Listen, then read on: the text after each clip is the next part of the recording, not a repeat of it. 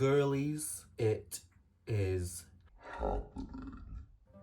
And I am so nervous because, okay, listen, I love Throne of Glass.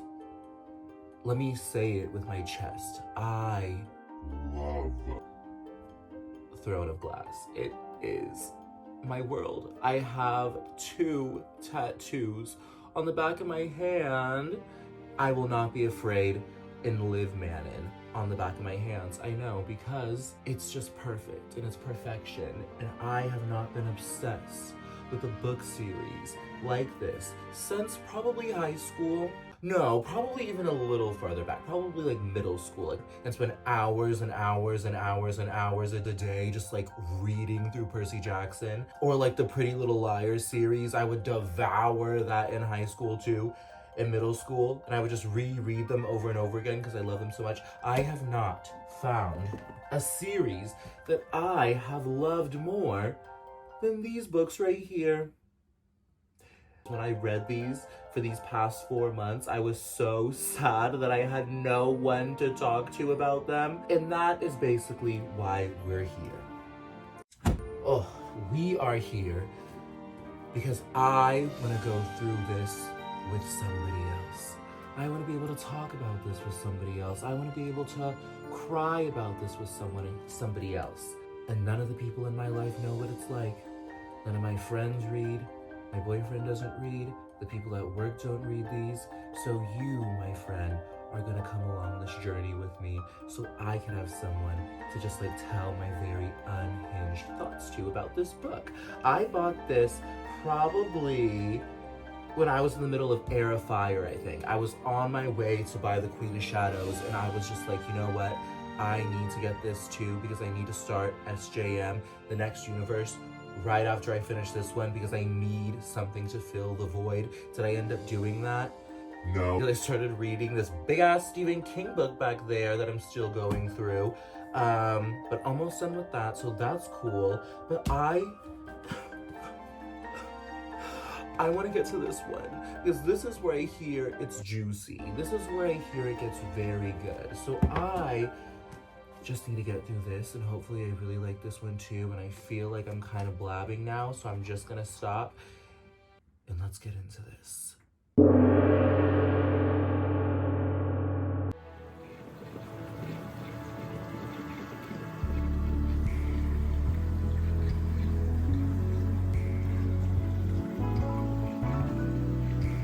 Hey girlies. So I put on my vibey bath.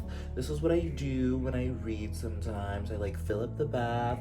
I have Epsom salt. I have a nice candle burning.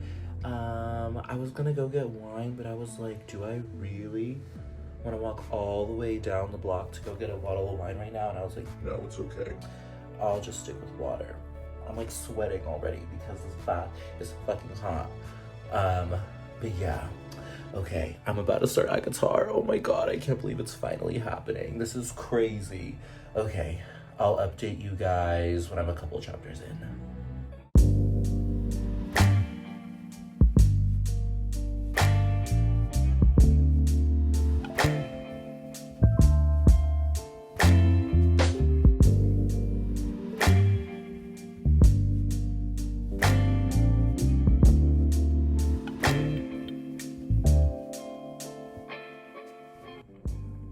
Finish chapter 1.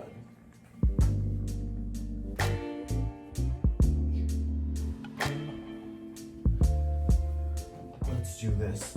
Fuck. I am sweating from this hot ass bath.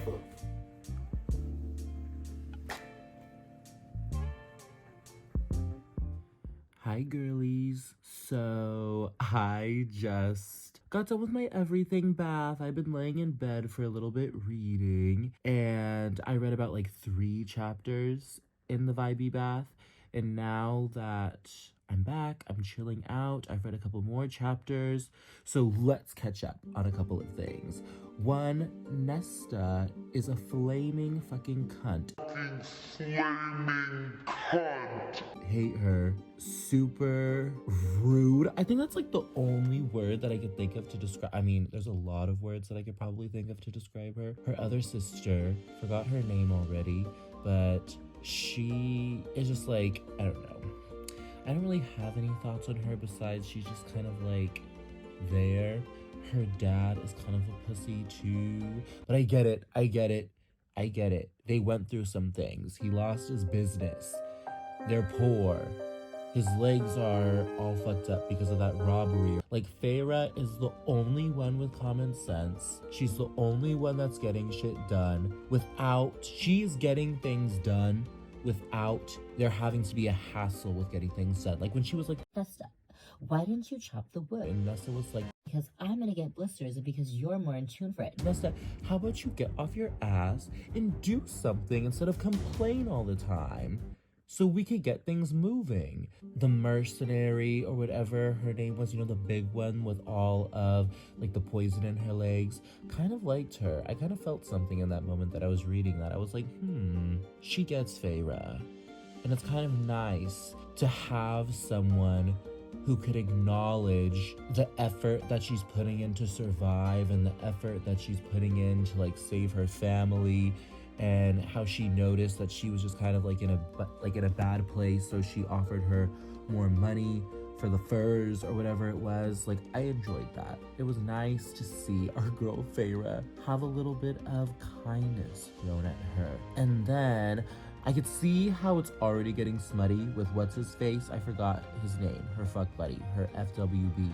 Yeah, but I don't know if that's going to be important because it seems like, Sarah obviously put it in there and made it a thing, so it might show up again, but at the same time, is it really going to be a thing now that the beast has literally crashed into the family's home, broke the door,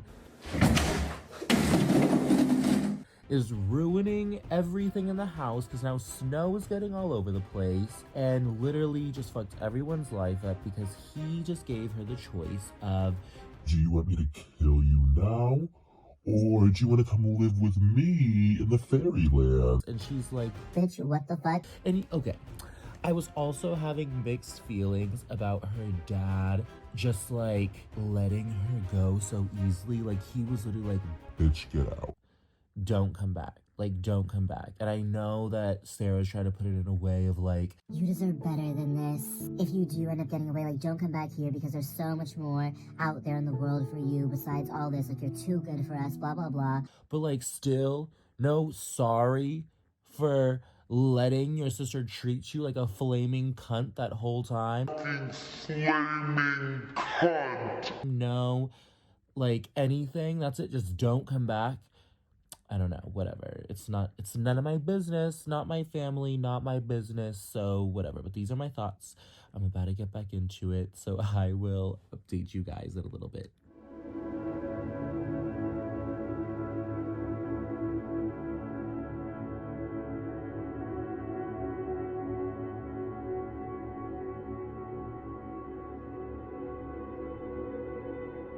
I am about 100 pages in to ACOTAR now. Thoughts. I like it. At the same time, it's kind of slow. I really like Alice. I think that's like the maid's name that comes and helps her out every now and then, or like helps her change and tells her that lunch is ready and stuff like that. I really like her. I'm starting to like Tamlin. I don't know why, I just picture like such a sexy man in my head when I think about Tamlin, and I think of him as so tall. And he's described as blonde in the book, I think. I can't really remember, but I picture him as like this tall, muscly, like blonde, sexy man, so I'm starting to like him. He's just sweet. I know he like stole Feyre from her family because of the treaty and everything like that, but at the same time, like, he took care of them. He made sure that they had food and that they were taken care of since she was gonna be away, and she was basically like the only one that took care of her family. Lucian is like an asshole, but he's like the asshole with charm. At least that's how I think about him. Like, I kind of like Lucian for some reason. Hi girlies, so I'm literally editing this video right now, and one thing that I forgot to mention is that everyone in the fairylands, at least the court that she's in, has masks on. So Tamlin is still sexy, Tamlin is still hot, but one thing is he is wearing a mask, and Lucian is wearing a mask, and Alice, the girl that I just said that I liked, is wearing a mask. And we will find out later why they are wearing masks, but I just forgot to mention that. The one thing that I am trying to figure out is why no one really cares. I mean, they care, but why no one really cares that their friend was just murdered, and that the murderer is now living in this big mansion, being fed and wearing dresses and having all this nice treatment, and everyone just acting like whatever. Like, I feel like his death was the cause of her coming there, but no one really gives a fuck. I feel like there's no mourning, there's no crying, there's like a little bit of anger from Lucian, like some sassiness, but no one really cares. Like, not even Alice. Alice is just kind of like, Yeah, bitch, it's fucked up that you did that, but here's a silk dress for you to wear. And what else did we learn? The food, I just picture like the best food in my head. It seems so yummy. I would devour it all. The Bogue, this seems to be a problem. Like the icy chill wind that flew by while her and Lucian were out hunting. Then when Lucian and her were out, he mentioned a she. Like, he was like talking all this shit, and then he was like, oh wait, let me shut up because I don't want her to hear and she'll be angry. So I'm excited to learn about who she is because I'm 100 pages in and I'm already just like wanting some more. I'm already like craving some more and hoping that more will happen. So I don't know. I guess we'll see. I guess we'll find out. Who knows? Okay, I'll update you guys later.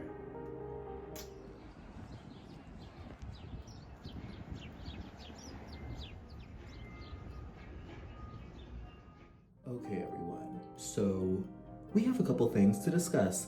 I would formally like to apologize to Miss Sarah J Maas because the last time I updated you guys, I was about 11% way into the book. And if I'm going to be completely honest, I was just getting a little teeny tiny bit bored. Now, let's go back in time a bit when I started Throne of Glass. So, I did the reading order where I read Assassin's Blade first, and I stand by my decision to do that, and if anyone in my comments tries to tell me differently, I don't give a fuck. So I read Assassin's Blade first. You just don't get it. And I will say, I was bored out of my mind. I was so bored when I first started Throne of Glass. And I remember I was in the vibey bath and I was literally like falling asleep trying to get through the novellas. But now that I have read all the way through Throne of Glass and it's now my favorite series, I could say that I appreciate Assassin's Blade because everything tied together. So why are we talking about this in an ACOTAR video? Because I got bored reading this series. Finally, I spent a couple days now and I was like, you know what, I'm just gonna force myself to pick it back up. I'm gonna do this. Let's do this. And Sarah J Maas proved me wrong because I am on chapter like 16 now in that scene where she like sets the trap for the surreal, whatever the fuck it's called. Whoa. Okay, so let's backtrack. Let's catch up on a couple of things. Again, I'm like in love with Tamlin. Tamlin is just so sexy in my mind. He's so sexy in my mind. And the way he's so sweet and the way he cares for Feyre even though he doesn't really know her, and I think he's starting to catch feels, but he doesn't really, like, it's very fresh, very new feels, but you could see it start to develop. He's just so sexy. He's so sexy. And just in my mind, I'm like in love. And he's just so sweet. Like when she was trying to write the letter to her family in his study, just trying to like tell her family that she's okay, that everything's okay, and then she's trying to warn them of the blight that's kind of like sweeping through the lands that could possibly kill them. And he shows up and is like, Hey girl, well, I see that you're kind of dumb because no one in your family ever taught you how to write or read, and no one ever gave you the courtesy of dropping you off to school. So he was like, if you need help, I'll help you. I will help you write to your family. Are you slow? and she was like, damn, he just totally slapped me in the face with this insult. I don't need any fucking help. Leave me alone. You're a fucking high fae piece of shit and stay out of my life. is basically what she keeps telling him every time he's being so sweet to her. And his sweetness just like oozes sexiness. I don't know how to explain it. And this is crazy because Kalal, whatever the fuck his name is, so sexy in my mind. But he didn't give off sex appeal because he's just kind of complaining a lot. Dorian, super beautiful and sexy in my mind, but just something about him was just like not it. Rowan, good looking, muscular, tall, all the things, but I never really found any like sexual appeal to any of the male characters in Throne of Glass. I think it was because it wasn't like a heavily romantic story, and I hear that ACOTAR is very heavily romantic, but something about Tamlin is just like, wow, you're so cute. And then, again, I really like Lucien. Lucien, as Feyre puts it, is not afraid to show who he actually is when she was trying to insult Tamlin. So, and then he was like, what the fuck do you mean by that? But it's true. Lucien's a fucking asshole. And actually, Lucien is kind of an asshole because now that I think about it, he was not in the forest when he said he would be to help her when she needed help to catch that thing. What is it called? The spiral, whatever the fuck. So then she's sitting up in the tree, she catches a surreal in its little trap. And then as she's like interrogating him, getting all of the tea. So I guess, remember how before Lucien was scared because he was like, oh, she's gonna be mad, or referred to like a she. And then Feyre was like, who the fuck is she? And then, so fast forward, the surreal, or whatever the fuck she caught, spiral, or whatever, I don't know what the name is. The tall, cloaked motherfucker that she caught was like, oh, the dark mother is gonna be like something. And then he started telling her about this dark king who's not a high fae, but he has a kingdom. And decades ago, he sent out spies to every one of the courts and to basically gather information. But then one of those spies that he sent out betrayed him. But honestly, shout out to that thing that she caught in the forest, because he did spill all the tea, and I don't think he would try to kill her, because he was trying to give her like real advice. He was like, listen, Stay next to Tamlin. Tamlin's very powerful, and he will protect you. Just stay close to him. Don't fuck around. Don't go butting where you're not supposed to be, and just chill. and she's just sitting here like, Well, I need to know what the fuck is going on if I'm gonna save my family, so you better give me more information. so right as he was talking about how the Dark Kings, one of his spies deceived him, boom, those big, or like the dark fairies that are made out of like darkness and tar, or whatever the fuck he was saying, come busting through, and they're about to kill this bitch. They're about to kill her right on the spot. And I have to say, shout out to Feyre, because she handled it like a fucking boss. She was shooting those bows and arrows. She was running for her life. She stabbed one in the neck. Like, she is fighting. She's fighting, and she fucking killed it. And then Tamlin. Tamlin. my baby daddy shows up and he just like kills all of them for her. And he like takes off his tunic to like give it to her. And she's like, I could see the muscles rippling through his shirt. Like, girl, why would you even say that?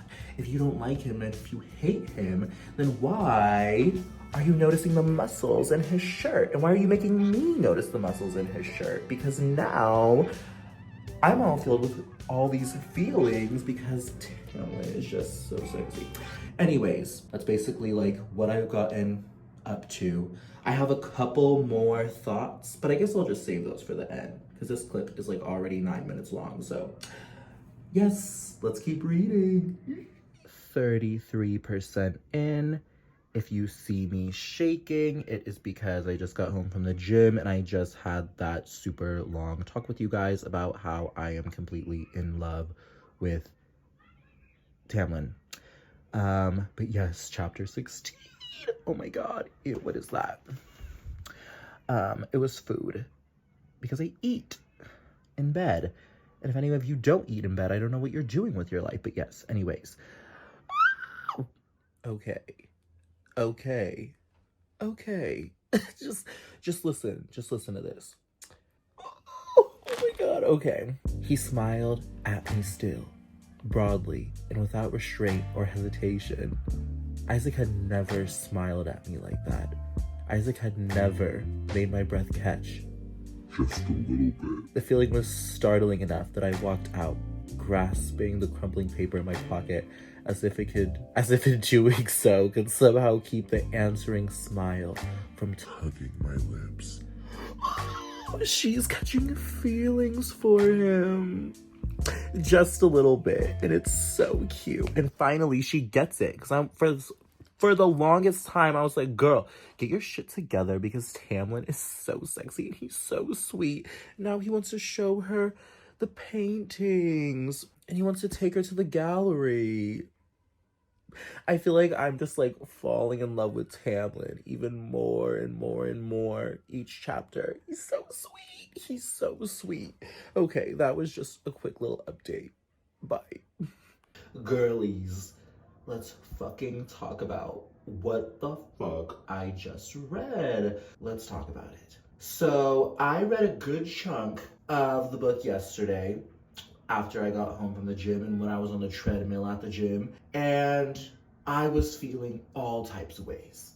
I was so in my feels because, one, the scene where Sarah J Maas, this brilliant woman, this mastermind, wrote where Tamlin and Rhysand took Feyre out to that field or that pasture, and she was joking with them, and she finally opened up, and it was just such a beautiful scene. I don't know, I can just picture it in my head so vividly, all of the colors, the laughing, the jokes, like it was everything that I needed. And then we get to Tamlin being like, hey, come with me, I want to show you something. And he takes her to a pond of starlight. Pond of starlight? I was like, oh my god, this is just perfect. Like, the aesthetic of it all. The aesthetic, the scene Miss Sarah J Maas is setting right now is just beautiful. And they're just like opening up and he's asking her questions and he like genuinely cares. And I think that's where his sexiness comes from, is he just gives a fuck about her and he cares. And you can tell that he cares, right? So I'm falling in love already. And I'm just like, damn. And also, he's getting naked and he just looks amazing. So there's that. Then we get to the scene where she wakes up in the middle of the night. I think she has a bad dream or something. And she hears this screaming and she's like, what the fuck is going on? So she goes downstairs and Tamlin is carrying a blue fairy who's been very badly injured, and he just keeps screaming, she stole my wings! She stole my wings! And he puts them on the table and they're trying to like stop the blood. Rhysand's being a little bitch and throws up. You're a bitch! And Feyre being the dope girl that she is, steps in and is holding him down and is trying to comfort him and is trying to be there for him. And she, seeing this fairy in pain as he is just completely in shock and devastated, he's just like, it's so heartbreaking. And Tamlin doesn't really know what to do. She doesn't know what to do. And there just comes a point where she just like realizes and accepts that he's gonna die. And all this fairy cares about is, she stole my wings. That fucking bitch that keeps being brought up, the she that we don't know about yet, I still don't know who she is, but she keeps getting brought up. She stole his wings, we're all assuming. And then Feyre, just being so sweet, was just like, don't worry, we're gonna get your wings back. And he's like, really? And she's like, yes. And then he dies. And she's just like, what the fuck just happened? So that happens. And now I'm just trying to remember it all. I feel like so much has happened in such a short amount of time and I'm overwhelmed. But basically, short synopsis, she once paints, Tamlin, being the sexy, gentleman, amazing guy that he is, has the gallery clean for her, where all of the paintings are and all the art is. And it is literally such a Beauty and the Beast retelling, except instead of the library, it's just paintings, because when she goes in there, she is completely awestruck and she's like, oh my god, these paintings are amazing. I wish I could paint like this. I've never seen these colors before. I've never seen things painted in this detail. I'm never going to be able to paint like this. But Tamlin still gets her paints. He still gets the canvases. And it's so sweet because she is finally starting to realize where her disdain for Tamlin is. Because she gets mad at one point being like, It's fucked up that he wiped my family's memory of me from their minds, but in reality, even if he didn't wipe their memories, would they even give a fuck that I'm not there?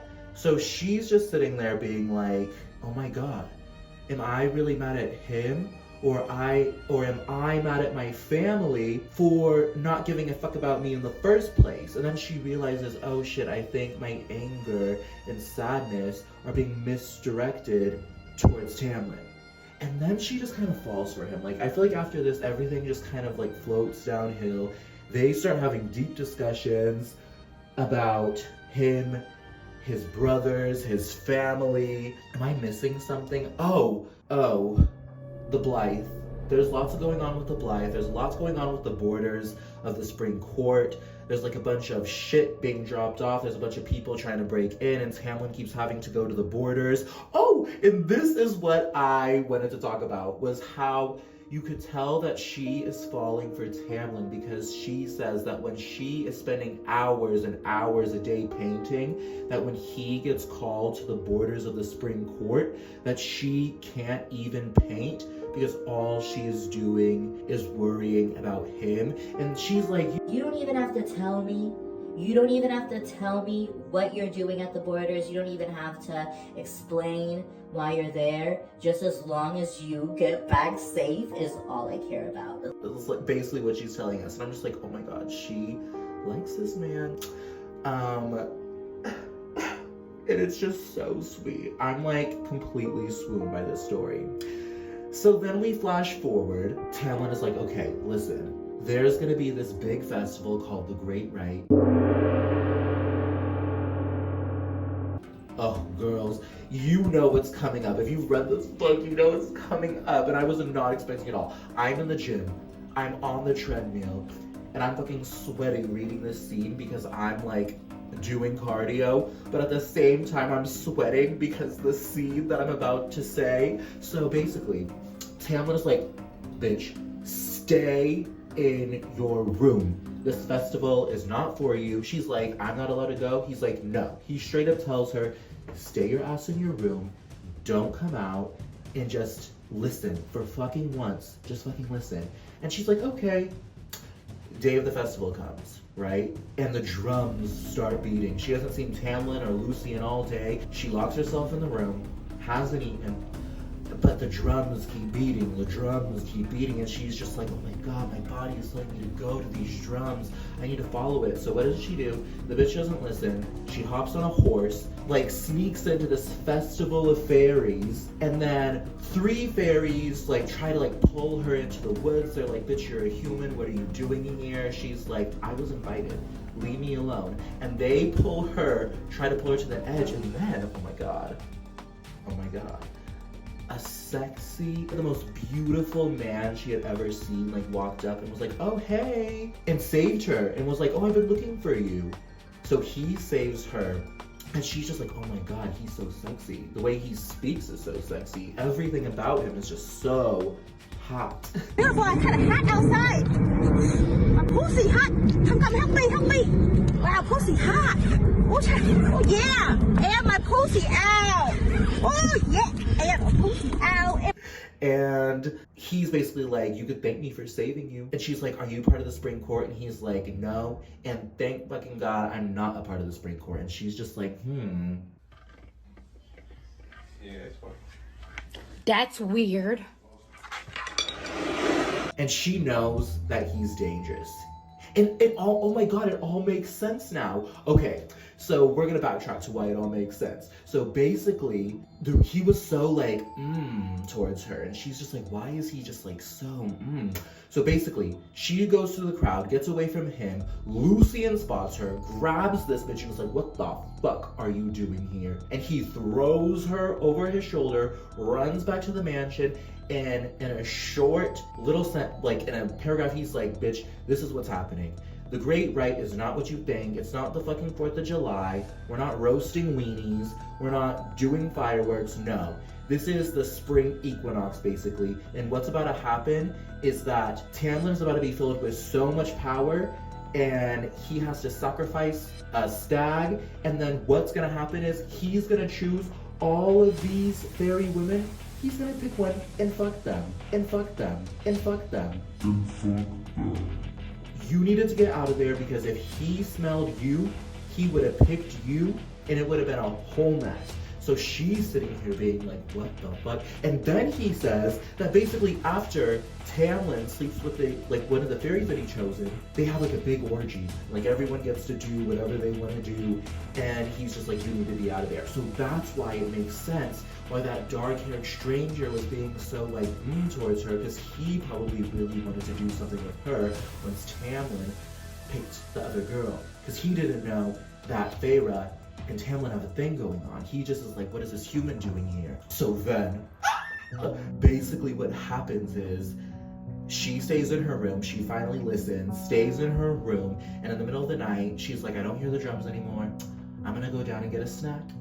So she goes to the kitchen and gets a snack, and she's like, damn, I can't believe Tamlin is out there being a hoe. Like, she's kind of just like, damn, I'm kind of disappointed, but whatever, I'm hungry. And she turns, and Tamlin is just sitting there in the dark, and he was like, I smelled you tonight. And she's just like sweating, being like, oh my god, what? She tries to like walk past him or something, and he grabs her, pins her up against a wall.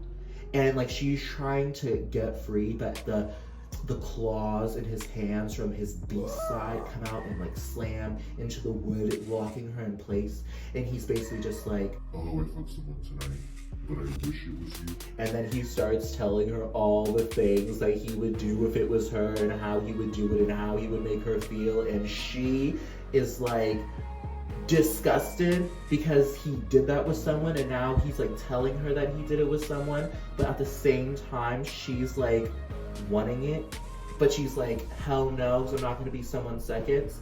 And then he was like, don't disobey me. And this bitch literally slaps him across the face and was like, you don't tell me what to do. You're not in charge of me, and I'm going to do what I want to do. That's basically it. He leaves the room, and this is where I'm left off, and I'm like, oh my god, I feel like so much has happened. I went from a lovely field of laughing and playing and romance and like sexual tension, but like deep conversation, to sweet gestures like paintings and colors and all these amazing things, to wings getting ripped out and then all this stuff, and then just this huge like orgy festival thing. Like, what's happening? Sarah J Maas, what were you thinking? What was going through your head when you were writing this? Because it's absolutely perfect. And it's crazy, but it's brilliant. And then also, just a little side note, basically, something happened, I think it was at dinner, and Tamlin and Rhysand had to run outside, and Feyre, not listening, once again, ran into the bushes, was listening, and some invisible voice was telling them, like, hey, you need to get your shit together because she that everyone keeps mentioning is not happy with you. And if you keep fucking up her plans, she's gonna come after you. And Rhysand, talking back, is like, shut the fuck up, we don't care about you, you're lame, get off of the property, we don't want you here, we want you to stop sending your lame ass whatever you're sending to the border and leave us alone. and yeah, that's it. They're basically just like going back and forth for a little bit in the field. But yeah, that's where I am. I'm like overwhelmed right now by how invested I am into this book already, even though I'm like not even halfway through. I'm like 44% the way through, I think. So I will update you guys again after I've read a good chunk.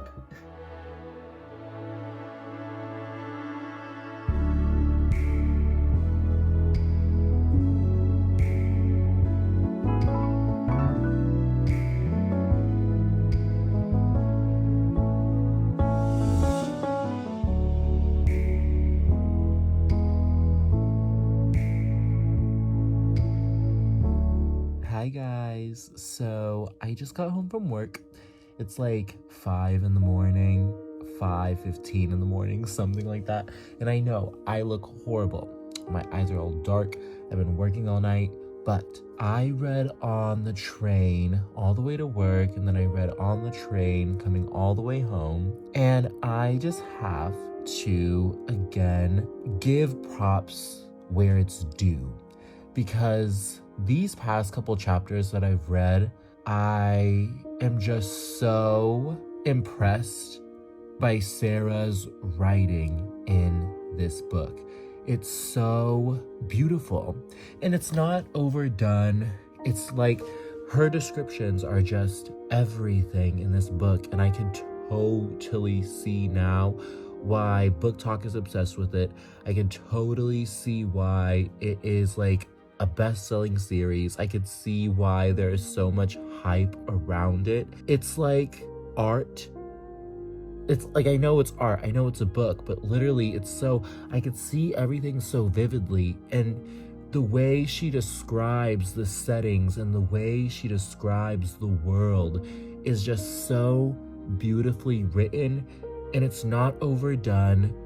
It's not pretentiously like describing and wordy, but it's like perfect. I don't know how, it's like I could see everything so vividly in my mind. I could see the gallery with all the paintings and all the hues and all the colors. I could see the grass and the fields that they lay in. I could see the different shades of greed in Tamlin's eyes when she's like sitting there. And oh, that's like another thing I wanted to mention too, was how she described the high Fae senses compared to Throne of Glass is like completely different. I feel like when Selena, whatever you want to call her, Aelin, when she became a Fae, I feel like the description of her senses were just so simple almost. It was just like, okay, she can hear better, she's faster, she feels stronger, and it was like, okay.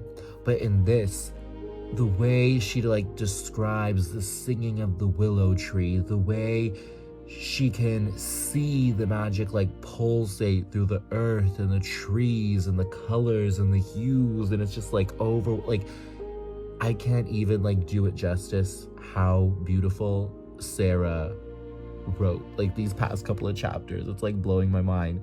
And then I just got done with a chapter where they are celebrating the summer solstice, and she drinks the fairy wine, and she's basically like tripping and she's dancing, and the way she's just like experiencing the world, how Sarah wrote that is so good. It's so good.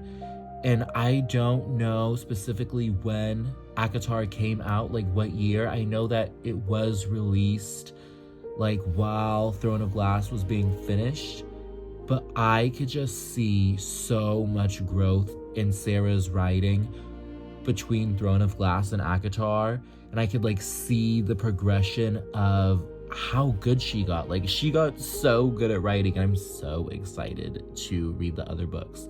If this is as, and I'm only like 54% into the book, and I'm already just like in awe. It's just beautiful. It's beautiful. Okay, that was just my little update. I'm gonna go to sleep now. I'll see you guys later.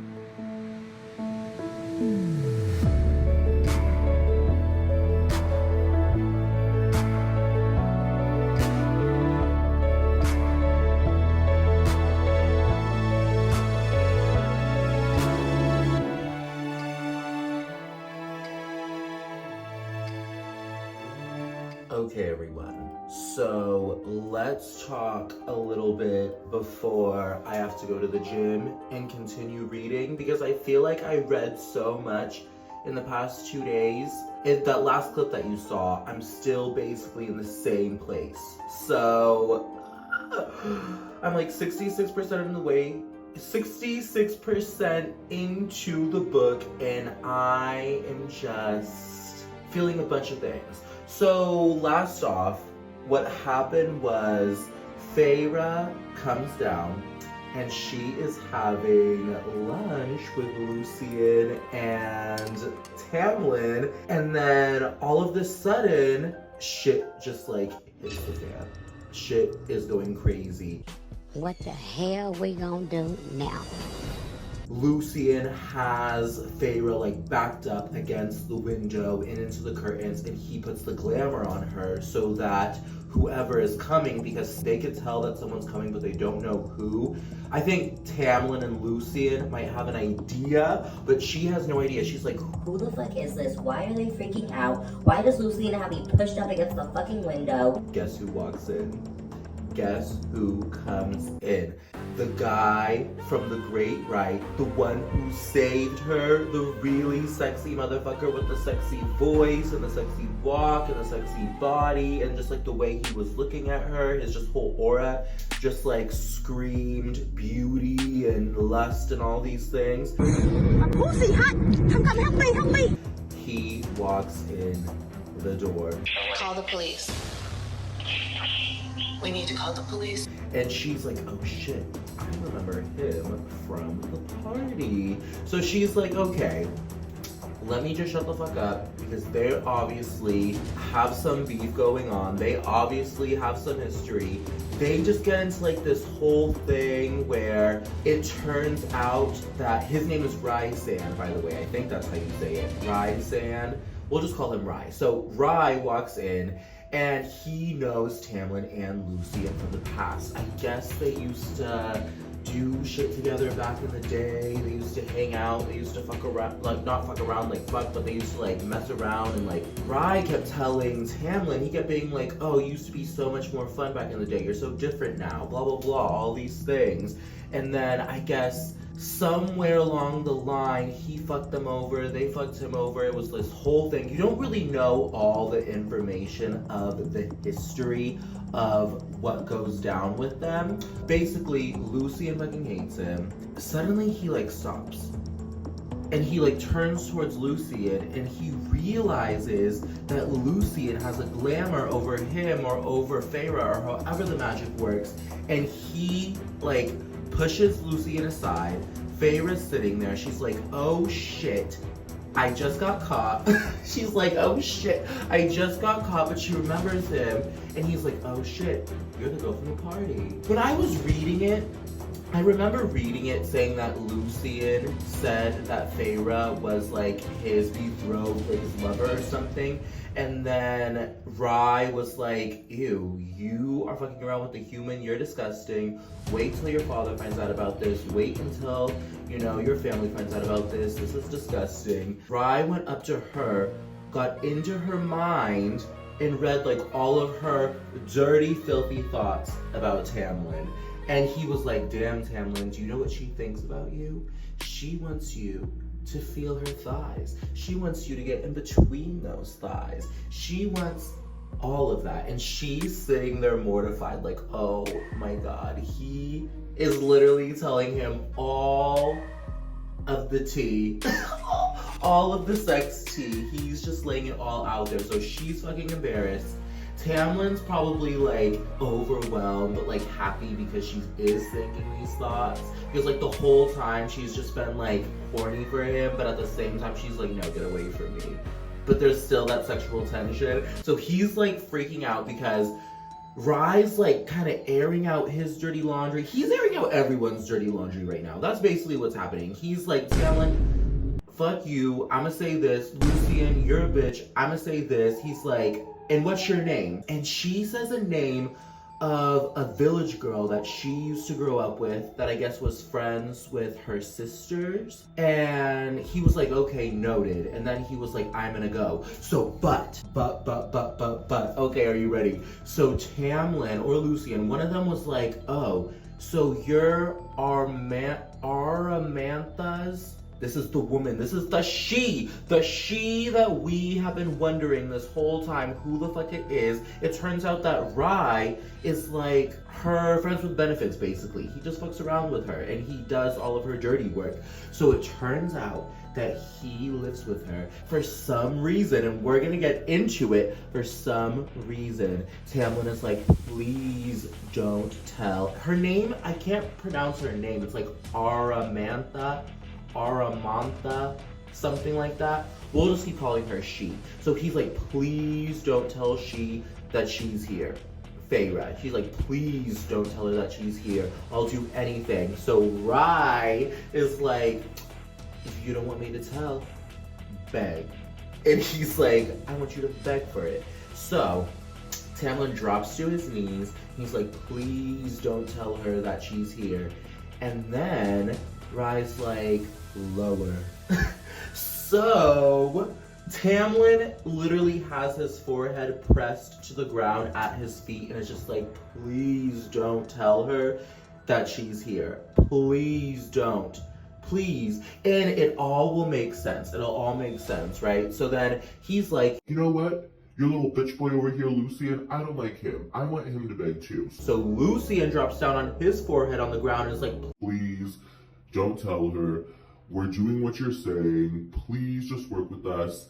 and do you know what Rhysand, Mr. Rye does? He says, I'll think about it. And he walks out. So he walks out, just leaving this whole mess for everyone. No, this can't be happening. It is happening. Feyre's freaking out. Her dirty laundry's aired out. But she's also freaking out because Tamlin's freaking out. Because now the girl, the she, the woman, the her, now has all the tea and now just like knows all of their shit. Basically what happens is Feyre runs up into her room. She's like, I can't fucking do this right now. I need to take a fucking break. I need to sit down. She doesn't come out of her room for a fucking long time. So surprised, actually. All you TikTok girlies, all you booktube girlies who said that this series was gonna be very smutty, there's a lot of smut being talked about, but there's not that much smut in it until this finally happens. And she doesn't show up for dinner. That night her door opens. And so he comes in and he's like, you gotta go, bitch. And she's like, what do you mean I gotta go? She's like, I don't wanna go. This is my home. Like, I've been here for months and months and months now, and I love painting and I love being with you, and I finally opened up. And she's like, I don't wanna go. What do I have to do to stay? Did I do something wrong? Like, what's happening? And he's like, girl, you gotta go, I'm so sorry. He was like, Rye's fucking crazy, that other bitch, Aramantha is fucking crazy, and they're gonna fucking kill you. So you gotta go, you gotta bounce. And then they end up fucking like all night. That's like the best way that I could put it. But they're not fucking, they're making love. All night long. Yeah, girl. And the next day, he sends her off in a carriage, and she ends up back home. The ghetto! Oh, but then I'm leaving out a major important detail. So when she's leaving to get into the carriage, she's like really trying to figure out why she has to go, because she has like fallen in love with this man. He tells her when she's leaving, he's like, Hey, by the way, I love you. did you hear that? He says, I love you. And she's like, oh fuck. She's like, I want to tell him because I love him too, but I don't know how to say it because I don't want to be another burden for him, is how she explains it. She thinks that if she says she loves him and then goes away, that he'll always carry that burden of having like a girl that loved him but had to bounce. So she's like, I'm just not going to say it. I'm just going to save my breath and go home. So she's in the carriage going home, passes out because he puts her like under a spell or some magic that makes her go to sleep, and she wakes up and she shows up to this huge mansion, and Nesta Flaming cunt. and her other sister, Elaine, come out, and they're just like, I forgot if I mentioned this, but basically how Tamlin kept her family like under wraps was he put them like under a spell, basically thinking that she, like all these months, instead of them remembering that the beast busted down their door and kidnapped Feyre, he made them believe that she left on her own to go take care of a sick aunt. So now that she's back, she was like, hey, our aunt died, I'm back, I have all of her fortune now, she left everything to me. But she's just like not feeling it. Nesta's being very weird. And not weird because like I said, and I'll die on the hill saying this, that at the beginning of the book, Nesta was a cunt. Fucking flaming cunt. She was mean. She was so nasty and evil. But she's not being nasty and evil. She's being distant. She's like, of course she's not gonna be warm and fuzzy, but that's like not her. Usually she'll be a bitch, but she's not being a bitch. So Feyre was kind of like, what's going on? But she's like, I'm just gonna keep my distance. I don't even feel like dealing with her right now. It's so weird because at the beginning of the book, when Feyre was leaving their little shack, I was so excited to like see how the book was going to progress and how everything was going to be when she lived with Tamlin. And then once she started living with Tamlin and all that shit started going down, I was loving it even more. And then when she had to go back home, I was kind of like, fuck, I don't want to read about her being back home. But the scenes where she's back home in those chapters are actually written so good, so I don't even know why I doubted Miss Sarah J Maas again when she proved that even writing the scenes where she's back home, it's just written so beautifully. Like, Elaine is literally glowing, she's happy, she has a garden. Growing one carrot, taking up time, filling up the day with nonsense. Vodka in the bushes. She's just living her life. Her dad is finally feeling some type of importance. They had a business deal. Tamlin took fucking care of her family. He took care of her family. He made sure that her dad, whose fucked up leg, was not healed all the way, but someone gave him a potion to like help him. All the ships that he lost in his business were recovered. Trunks of gold. He sent an investor to invest money with him, and that just made them even more money. So now they're just rich, beyond compare, and Tamlin did all of this because he fell in love with Feyre. And he wanted to make sure that not just she was taken okay, but that her family was taken care of. And then one day, she starts talking to Nesta outside. And Nesta is basically called her out and was like, girl, I just need to let you know that I know you weren't with an aunt, because I remember somehow the spell did not work on her. The spell that Tamlin had Elaine and her father under didn't work on her, and she remembered the beast knocking through the doors, stealing Feyre and everything. So I feel like this is going to be an important part of the series, because there has to be something with that. There's no way Nesta just has like this immunity to the Fae magic. There has to be, Miss Sarah J Maas would not put that in there if it is not going to be important later. I feel it. Whoa. So, when Rye was basically like torturing them at lunch, when he was being a little bitch, making everyone uncomfortable, when he asked her what her name was and she gave him the fake name of that village girl, her family brought up like, oh, that girl, let's call her Claire, I think her name was. That's probably not it, but let's call her that anyways. She's like, Claire's family house burned down. And not just her house, she died, her family died, the servants died, everyone who lived in that house died. And Feyre put the pieces together. She was like, oh my god, I gave that name to Rye, who works for Armantha, and now Armantha took that name, came to the human side, and fucking murdered that family because she thought that's who Feyre was. So then Feyre's freaking out. She's like, oh my god, and this literally happened the day before I came back home. So she's like, oh shit. She was like, if she did that the day before I came back home, that means some shit went down at Tamlin's house, and we need to fix. And she's like, and I left him. And she's like, I just fucking left him after he said he loved me, after he did all this shit for my family, after he took care of me.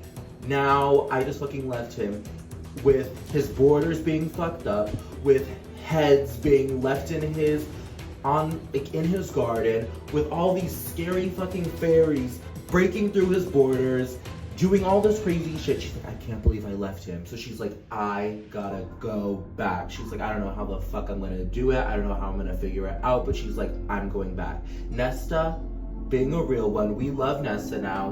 We love Nesta now because she's real. She's open. She's honest. She's still not nice, but we know that she's not nice, so we don't expect her to be nice. But she was loyal, and that's what we love. And it turns out that Nesta was the only one who went to search for her when she got taken away. That's a big thing. Nesta may be a raging cunt at the beginning of the story, but she was the only one who went to that border, into those spooky woods, and tried to save Feyre. So we love her for that. And Nesta, you gain my respect, and I'm sure a lot of other people's respect too. This is where shit gets a lot. And I know I'm talking a lot, but I just need to talk about this because it's been sitting in my mind. So Feyre gets a horse, she goes to the wall, finds a hole in the wall, goes back to the house to get Tamlin, and the house is empty. But it's not just empty, it's fucked up. There's blood everywhere. Things are shattered. Things are thrown around. Things are broken. Someone came in here and fucked up their shit. Literally, someone fucked up their shit. So Feyre's walking around and she's just like, oh my god, I'm too late. She was like, fuck. She was like, I didn't tell him I loved him. Now this shit's all in ruin. She's like, I don't know if he's dead. I don't know if he's alive. I don't know where Lucian is. I don't know where anybody is. Where the fuck is everyone? So she's walking around the manor being like, just looking at all the tore up shit, and then suddenly she hears something. She's like, oh, she's like, oh, where do I go? She's like, I can't hide under any tables or any furniture because everything's fucked up. Everything's broken. So she hides behind the door and someone walks in. And do you know who it is? It's Alice, the maid, the girl who did her hair every day, who got her dressed every day, who took care of her. And she comes in trying to like look for food, and Feyre's like, where's Tamlin? And Alice is like, bitch, what are you doing here? Tamlin told you to get the fuck out and go home. And Feyre's like, No, tell me where he is. Where's Lucy and where is everyone? and Alice is like, Go home, bitch. I'm not saying anything. she's like, Please just tell me. so then Alice is like, Okay, fine. so then Alice is like going through all the cupboards. She's trying to like putting food in her little sack, and as she's doing this, she's trying to tell her. But she basically finally tells us who she is. Armantha, the big girl that we've been wondering about this whole time. And basically, there's 7 lords, right? High lords in the whole fairy kingdom. This Armantha girl came and scammed everyone. She scammed everyone and basically stole all of their powers. And also another big thing to note is that she used to have a sister who fell in love with a human. And this human, she kept telling her sister, Armantha kept telling her sister, bitch, don't trust him. Don't trust him. There's something weird about him. And her sister was like, bitch, don't tell me what to do. I love him. I'm gonna see him if I want to see him. And Armantha's like, girl, you're dumb. You're dumb. Don't do it. Wait, stop the motherfucking music. You, are you dumb? And she was right, and that guy ended up killing her sister. Not just killing her, but torturing her after he got all the information out of her that he wanted. So now Armantha hates humans because of her sister's fucked up ex. So, basically, when Tamlin was a little boy, Armantha, you know how she like scammed all the High Lords, was friends with Tamlin's dad. And then while he was a little kid, she was kind of into him, like pedo stuff. She was into him, so when he grew up, she was like, I want to sleep with you, Tamlin. And he was like, I don't want you. So since he rejected her, she put a curse on him, basically saying if a human doesn't say that she loves him and that she means it, that he'll like always have the mask on. I guess she threw this big party where they all had to wear masks. That's why all the masks are stuck on their head. And also she stole all of their powers too. So the High Lords used to be very powerful. And this is Feyre. She's learning all of this right now. She's learning all this as I'm learning all of this. So my brain is jam-packed full of information. And I feel like I've only read a few chapters, so I feel like this is why I'm talking so much, but you just get so much information within this short section of the book that I'm just like overwhelmed and nervous, because now Alice is telling her that Feyre has Lucian and Tamlin under the big ass mountain where she has a whole bunch of other bitches locked up, and now Feyre has to go save him. And Feyre's like, tell me where the mountain is. And Alice is like, no. And she's like, tell me where the mountain is. And Alice is like, bitch, no. She's like, you're only a human, you're not strong enough, and Armantha will smush you like a bug. She will kill you. If anything, you won't even make it 5 minutes in there. And Feyre was like, listen, oh. And Alice is like, and bitch, you fucked up. Because if you would have just told Tamlin that you loved him when you left, none of this would have happened. That's what you needed to do to break the curse, girl. You just needed to say, I love you. And all of this would have been done. All of this would have been done. But remember, Feyre was not going to be a simp. And she was like, girl, I'm not saying I love you when I leave. She was like, I'm not going to put that burden on him. She was like, So she realized that she's like, fuck, if I would have just said I love you, none of this would be happening. So she feels horrible. She feels horrible. So she's like, you know what? I'm gonna save him. So basically, Alice fucking gives in, shows her the way to the cave that leads to under the mountain, where Armantha is holding Tamlin and Lucian and all these other fays hostage, and that's where I left off. I left off right before she was about to enter the cave, and I'm kind of freaking out. So I am gonna go to the gym now. And on the treadmill, I will read even more. When I get back, I will read even more, and I will give you another fucking synopsis of my unstable emotions about this book. Okay. Wish me luck. Hello, girlies. So, I just got home from work, and I am heating up some chicken tenders, and I figured, let's turn this down a bit. I figured I would do a little reading update with you guys because I read at the gym, then I read on the train to work, and then I read on the train home. It is currently 4:34 a.m. and let's talk about Miss Feyre because she is honestly a real one. So the last time we talked, she went under the mountain for Tamlin to save his ass. And she gets there and it's so dark. And one thing that Alice told her before she went under the mountain was, don't trust anyone. Don't make any bargains with anyone. And you hear the beeping? That's my chicken tenders. So she said, don't make any bargains with anyone. Trust your senses because the Fae are gonna try to trick you. So she slips in. She's going along like this tunnel system and she's like trying to find wherever Amarantha is. If I'm still saying her name wrong, I don't know anymore. So she's trying to find out where Amarantha is and Tamlin. And she's sneaking, and guess what happens? One of Amarantha's little hood rats finds her, and he captures her and brings her to this massive throne room. And there is like a bunch of Fae partying. Fucking Lucian's brothers are there. Those pieces of shits, they're there being assholes. And Tamlin is sitting beside Amarantha. And Amarantha is this, you know, I always like pictured her to be almost like Maeve from Throne of Glass, but she was described completely different. So when we finally met her, it turns out she has red hair.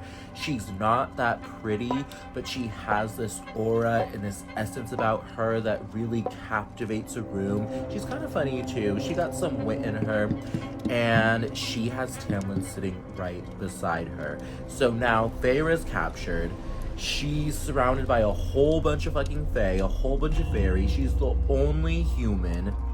No powers, no nothing, just love for her man.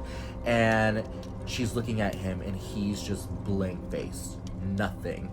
No sadness, no fear, no excitement to see her, no joy to see her. He is like nothing, a blank slate. And Feyre's like, what the fuck is going on with him? She was like, I wonder if he's under a spell because he is literally like not even moving basically.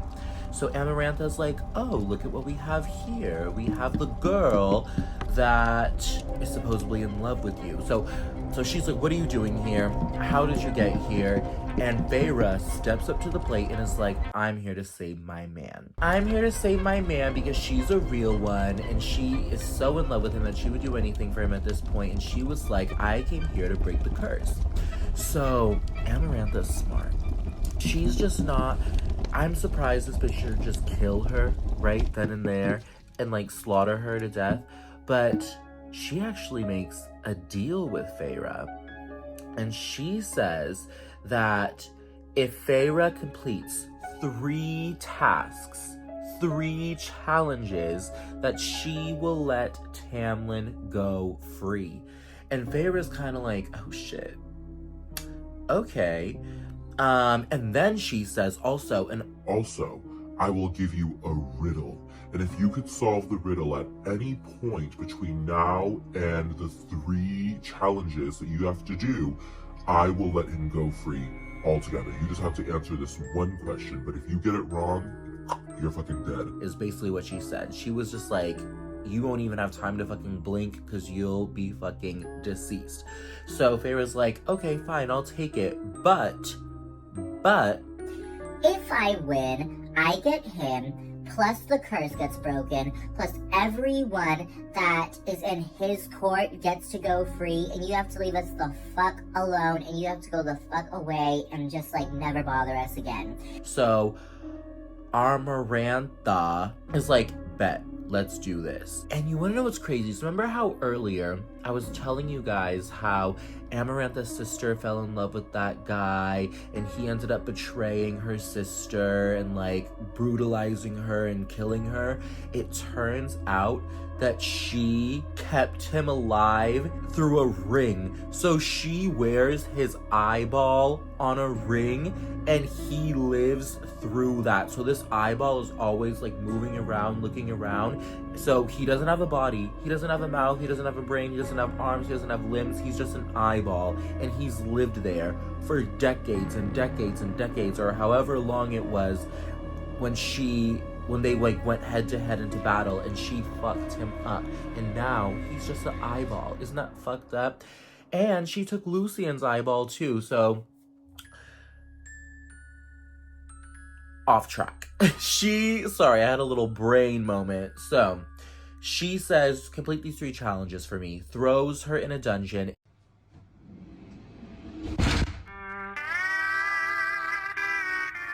And these challenges happen on every full moon of the month. So they basically lock her down in her little dungeon, and before they take her down to like lock her in the dungeon, they jump her. Sharkeisha, no!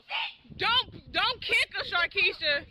Don't kick her. They have the Fae literally jump her. There's like 3 or 4 Faes or fairies literally fucking Feyre up. They're punching her, they're kicking her, they're breaking her ribs. They broke her nose, they gave her black eyes, her lip is busted, and they literally beat the shit out of her and then threw her in a cell to fucking rot until her first challenge.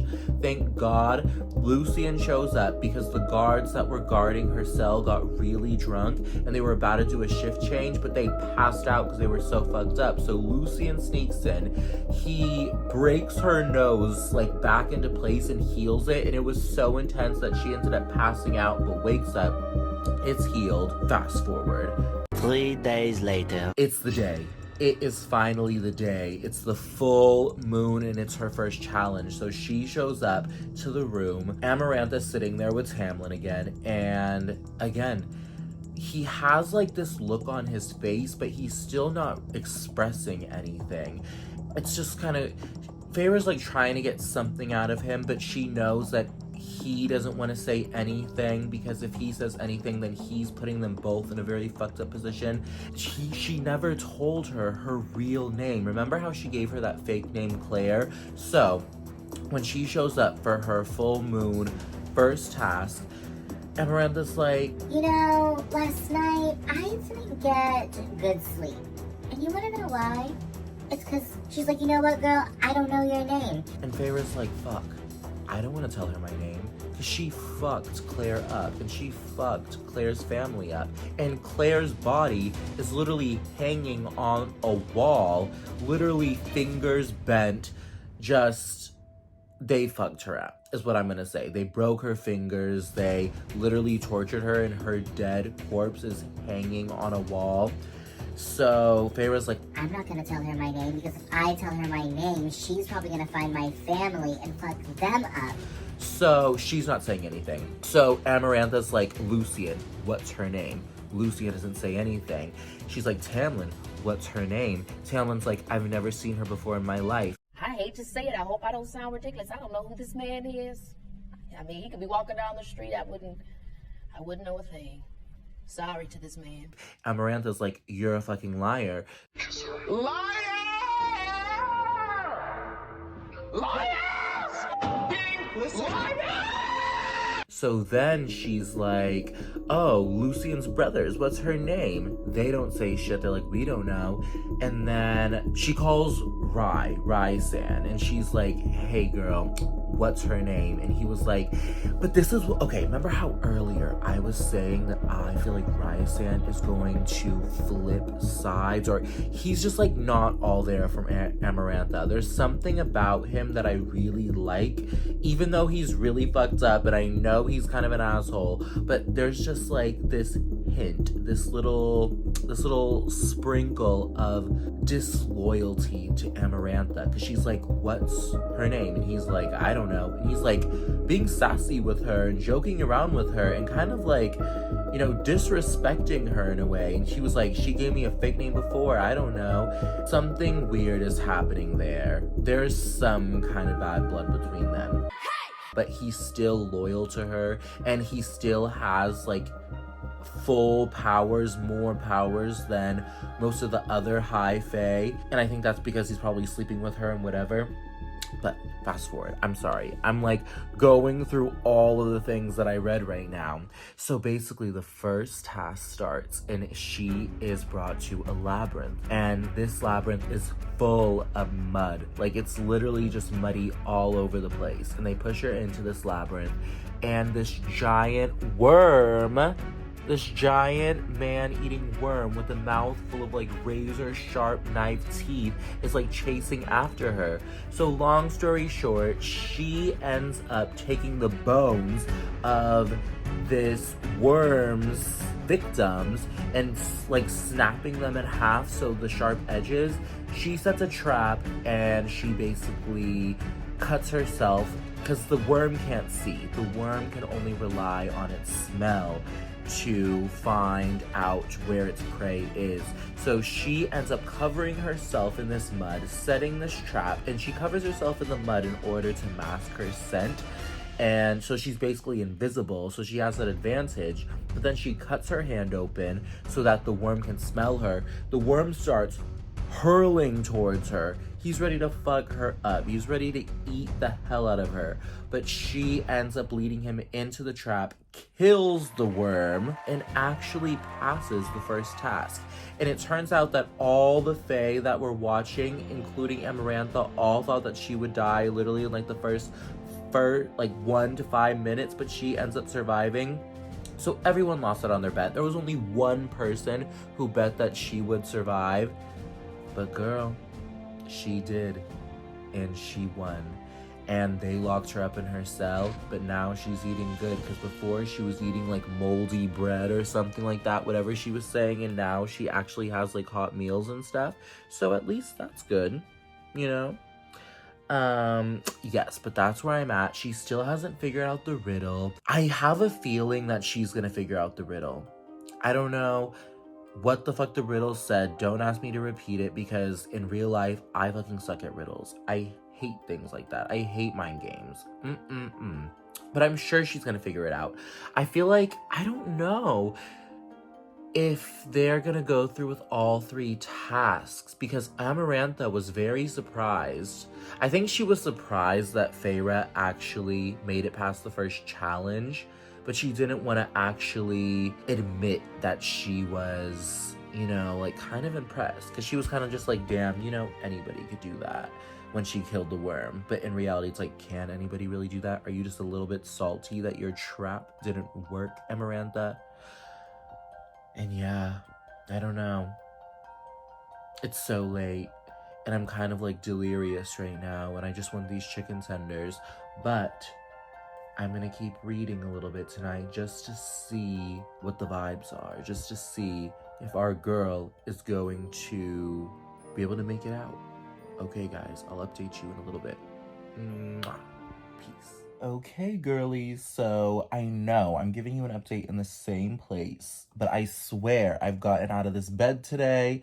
I went to the gym. I read 2 chapters, but a lot happened in those 2 chapters. And I know that every time I give you guys an update, I always say that a lot happened, but this book is like moving. I remember when I was watching book talks about ACOTAR, everyone would always say that it's so slow.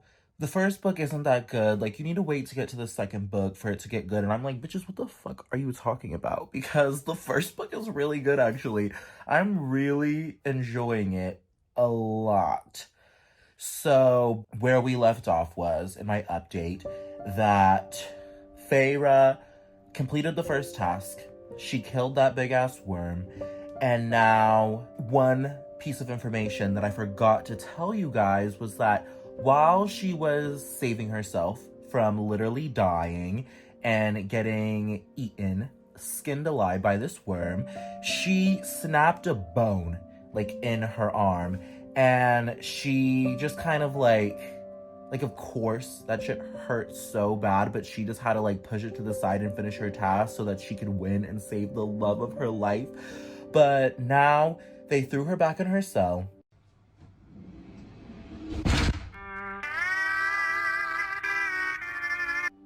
And the bone is literally sticking out of her arm. It's bleeding so much. And she is just sitting there, literally contemplating everything. She has a fever. She's like super dizzy. And she's just like, I can't sleep. She's like, I can't sleep because if I sleep, then they're gonna know that there's something wrong with me. She's like, I need to push through. She's like, I just need to wait for like Lucian, maybe Tamlin. But even though she knows Tamlin won't come, she's like hoping a little bit that'll come. But Lucian already came once, fixed her broken nose. So she's like, maybe if I just wait it out, maybe he'll come and fix my arm. Like, I really hope he does. So she's sitting there, literally dying, like not just like dying, but literally dying. And as she's laying there, about to pass out, it's like looking at the door, and the door doesn't open, but around the door, there's like this shadowy darkness that like starts to materialize and starts to form into something physical. And guess who it is? It's my other baby daddy, Rhy.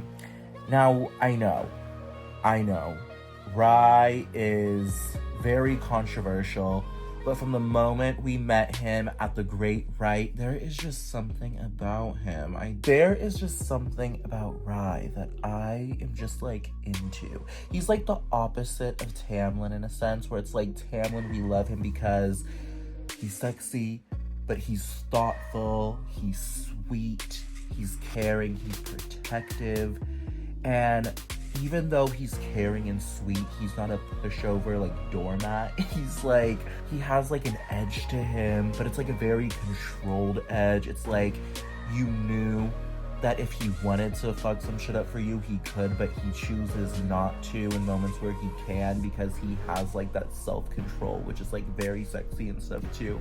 And he's like the good boy. You know how like in early 2000s movies, like there's like the hot jock and then like the bad band boy?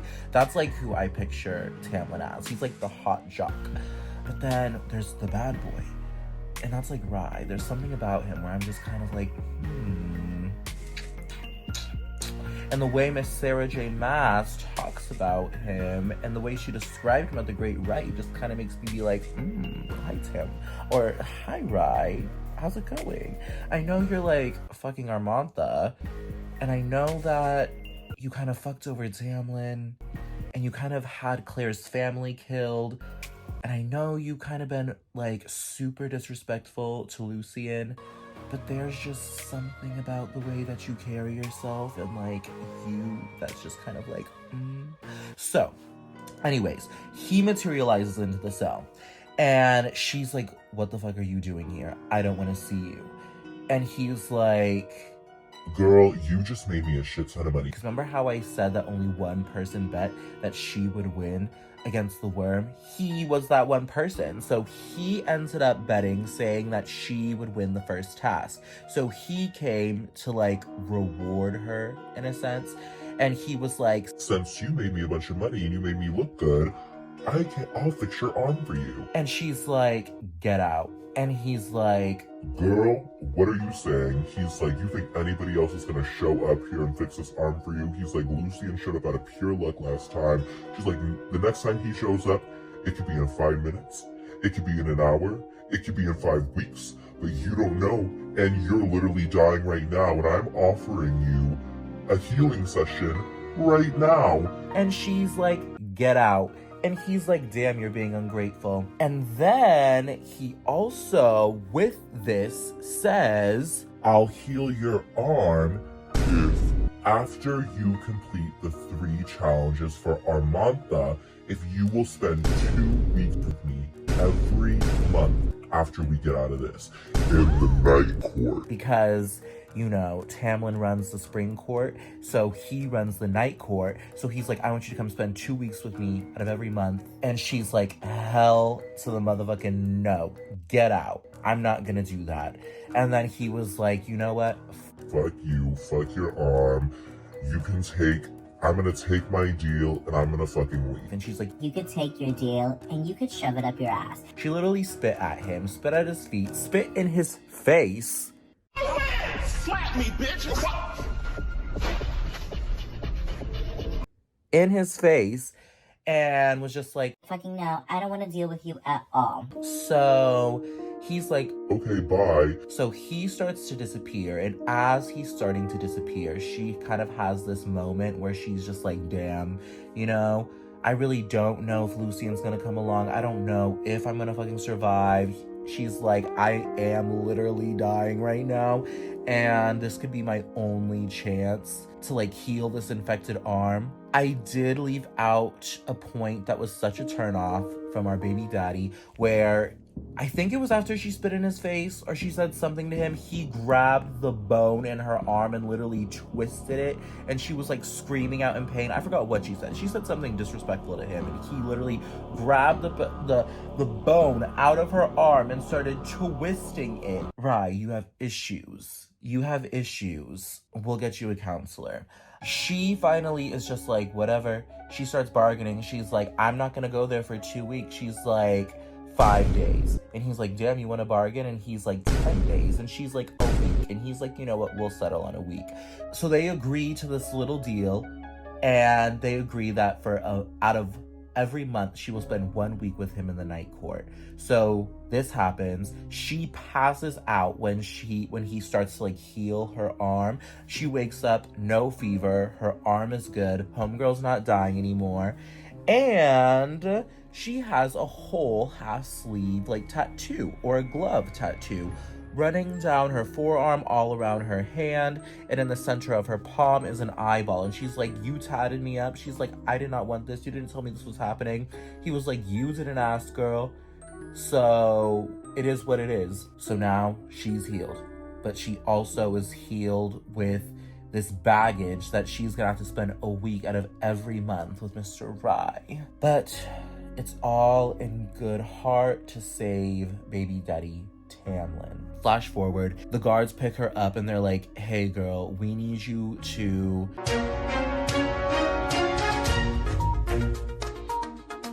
Hello, and reporting to you live, straight from the Vibe Bath, that this dumb bitch has absolutely no idea what he is saying. And once we reviewed the footage of him recollecting what happened in these past chapters, that he had no idea what he was talking about and that none of it made sense. So here we are giving you an actual recap of what actually went down and what actually happened within this book. So we will get back to our scheduled programming in just a few minutes. Hello, Paul? Paul? Yes, we cut him off. Yes, he's off the air. Yeah, we cut his mic because he is just not making any sense. And we just needed to redo this. Yeah, we're gonna get back. We're gonna get back to, yes, Paul. Okay, Paul, shut the fuck up. So we find Feyre in her cell, and the guards have come down telling her that her tasks need to be completed. And this first task, which is not one of her challenges, but the chores that Armantha have bestowed upon her. And the first one is cleaning the marble floors. But unfortunately for Feyre, they hand her a dirty bucket of water, and they tell her that if she does not clean these floors perfectly, that they will roast her over a fire, just like a fat, greasy pig. But since they give her a dirty bucket of water, she doesn't know what the fuck to do. So as she's sitting there contemplating how the fuck she's going to get these floors clean, a woman shows up. A woman materializes into the cell, and it is the lady of the Autumn Court. And it is Lucian's mother. Now, can someone please tell me why the fuck Lucian has showed up Rhysand has showed up, Lucian's mother has showed up, and not a sign of Tamlin in sight. That's right, people. Tamlin is a piece of we'll get there. It doesn't matter. Basically, why she shows up is because she is so grateful and so thankful for Feyre saving Lucian's ass. Because Armantha was going to fucking murder his ass, but Feyre stepped in the way and she saved him. So now Lucian's mother has showed up in her cell to thank her and give her a clean magical bucket of water that actually will help her clean the floor. So now, day 2 of her doing her chores. The guards have now brought her to a stranger's room, and they tell her that she needs to clean lentils out of the fireplace, out of the ashes. What is a lentil, do you ask? Well, I don't fucking know, because I have no idea what the fuck it meant when I read it, and I have no idea what the fuck it meant now. So, they told her to clean these lentils out of the ashes, and they say that if she does not do it, that the occupant of this room will skin her alive. But again, they have given her another impossible task, because as she's trying to clean out these lentils, she finds out that it is almost impossible, because these bitches are really hard to clean. So she's there, she's kind of just like, what the fuck am I doing here? Because the owner of this room is gonna show up, they're gonna fucking murder me, because everyone under this mountain fucking hates me. And as she is sitting here, anxiety driven, exhausted, beaten the fuck down, probably very hungry, and probably looking very ratchet, a shadow starts to materialize in the room. And guess whose room it is? It is Rhysand, baby daddy Rhysand, and he comes in. Basically, what happens within this chapter is they talk about a few things. So one of the things that he lets Feyre know is that his powers are greatly diminished because of Armantha. Yes, he still has powers, but no, his powers are not as strong, as well as all of the 7 lords. Armantha has diminished all their powers, but since he's basically her fuck buddy, he has a little bit more than the rest. So what we also learn during this chapter is that all of the High Lords are able to shift. So you know how Tamlin is able to transform into his beast form? Well, it turns out that all of the High Lords are able to do this in some kind of way. So Rhysand shows her his form, which is basically just these big ass bat wings. So that's what we learned, basically. We learned that all the powers have been diminished between the High Lords. We get to see his bat wings, and then after all of this happens, so basically Feyre is in here trying to get all of the tea and all of the answers to the riddle. Rhysand lets her know that Armantha has forbidden anyone from telling her what the answer is, but he respects her grit and her bravery to even ask in the first place. So he says that he will help her clean the lentils out of the fireplace. So he does that with his magic. The guards come back in, see that she succeeded in her task, and he again, can we please talk about how again Rhysand has helped Feyre out? He has helped her out again, because what he tells the guards is to never touch her again, and that she is not to do another chore again. And he sets it in stone, so she is good. So he has now saved her life multiple times. He's healed her for almost dying. He has saved her at the Great Rite. He has just come through so many times. And where the fuck is Tamlin? Where the fuck is Tamlin? Tamlin's nowhere to be seen. Tamlin's nowhere to be seen. Can we get that search? Hey, Paul. Can we get that search party out for Tamlin? Because he's a little pussy ass bitch that can't be found anywhere. Yes. Where is Tamlin? Tamlin's nowhere to be found. Thank you for this interruption. We will now be ending this live broadcast and putting back on your regular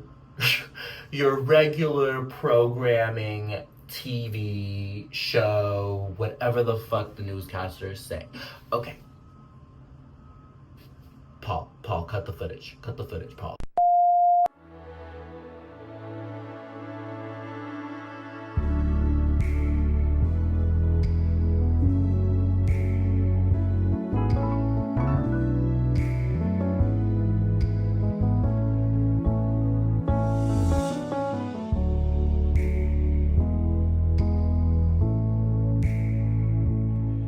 Okay, girls, so I am 14% away from finishing ACOTAR. And this might be, if not my last update, probably like my second to last update, because the next time that I sit down to read this book, I will be finishing it. I am literally like 6 chapters away. So this is probably the last update. So let's talk about it. What the fuck was my last update? I'm like trying to remember and nothing is coming to me. Okay, so basically what happens is she's in her cell, you know, she's a prisoner now, and the shadows start forming in the room and she's like, fuck, Rye's here again. What the fuck does he want? But it's not Rye. This time, it's 2 women from the night court. And they're here to fucking take her somewhere. So they grab her. And Rye always gets into her cell because he's able to turn into like shadow and walk through the doors. And they did the same thing. But they grab her. She turns shadowy and walks through the door as well. And they lead her into this room where they scrub the hell out of her because she's dirty. Remember, she's a prisoner. So they scrub her down and they paint her body with like a blue, like a dark blue paint, I think it was said in the book. And then they give her this dress, but it's slit to the sides, so you can basically, like, it's not glamorous really, but you can see her body. Like, you could see her legs, you could see a lot, right? And she's kind of like mortified. She's like, oh shit, this is a very revealing dress. And she's like, what the fuck are they doing? Like, what the hell? And Rhysand shows up and he's talking to her and he's like, the reason why I had them paint you is because if anybody touches your body, I'll see that the paint has been messed with. So basically what he's saying is, if Tamlin tries anything and tries to touch you or rub you or do anything, I'll know it because the paint has shifted on your body. So he like touches the paint and then the paint shifts under his skin, but the moment he like takes his hand away, the paint reverts back to how it was. So his touch of the paint can't mess with it, but anybody else's can, so he will know if anyone tries fucking around with Feyre. She goes to a party with Rhysand. Amarantha's party, by the way. This is why those 2 night court women took her out of the cell. This is why they scrubbed her down. This is why they painted her body blue. One fucking thing Alice told Feyre not to do was drink the wine when she got down there. She said, girl, the wine is not like the wine you drank when you were dancing around with Tamlin at the summer solstice. And she was like, if you drink that wine, it's gonna fuck you up.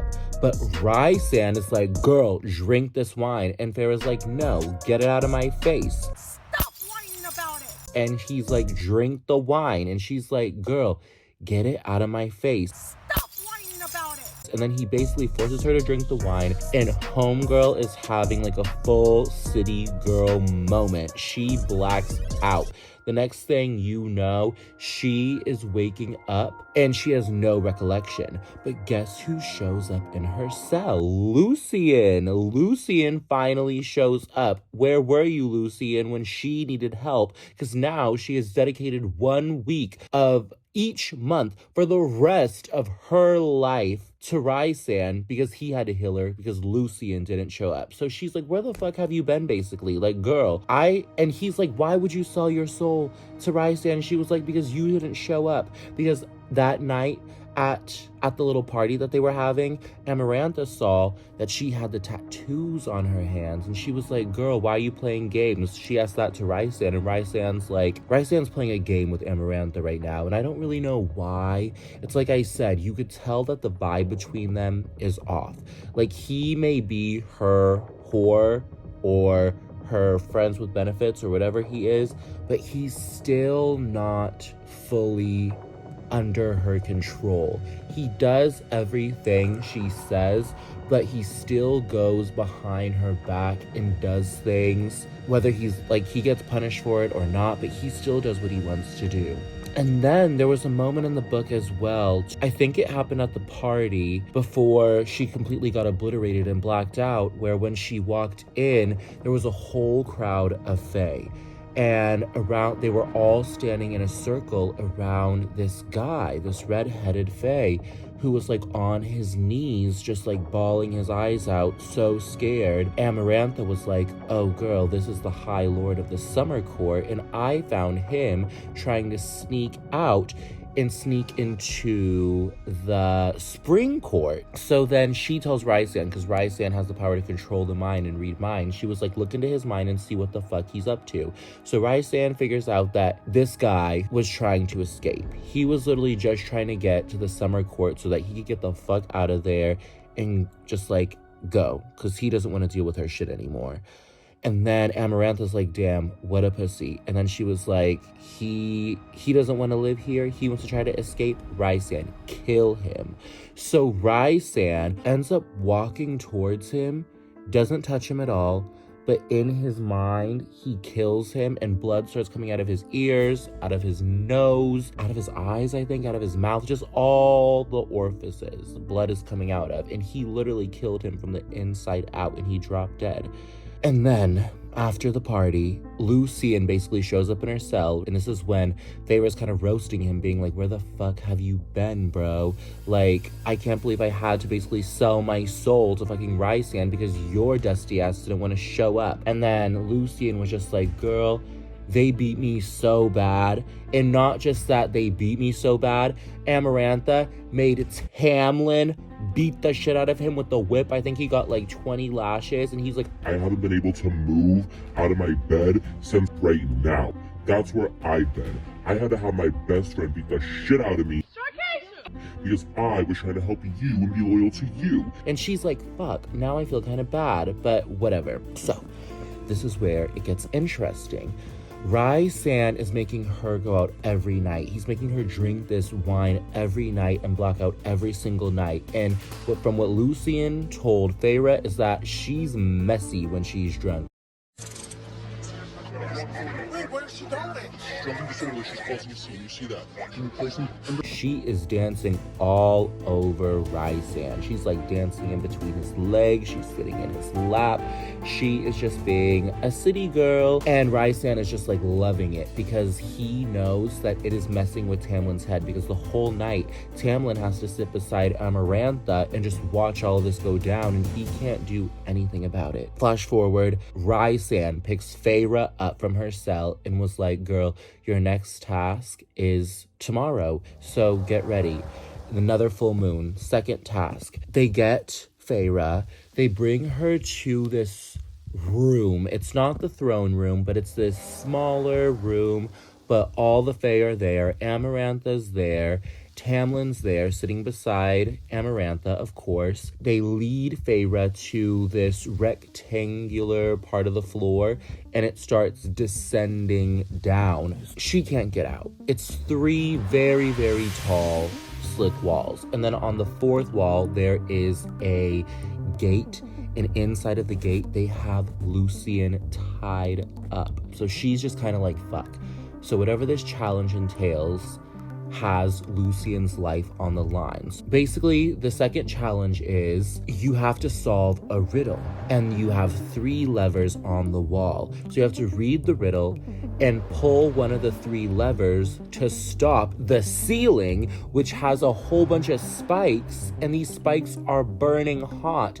They're coming down and are literally going to impale Feyre and Lucian.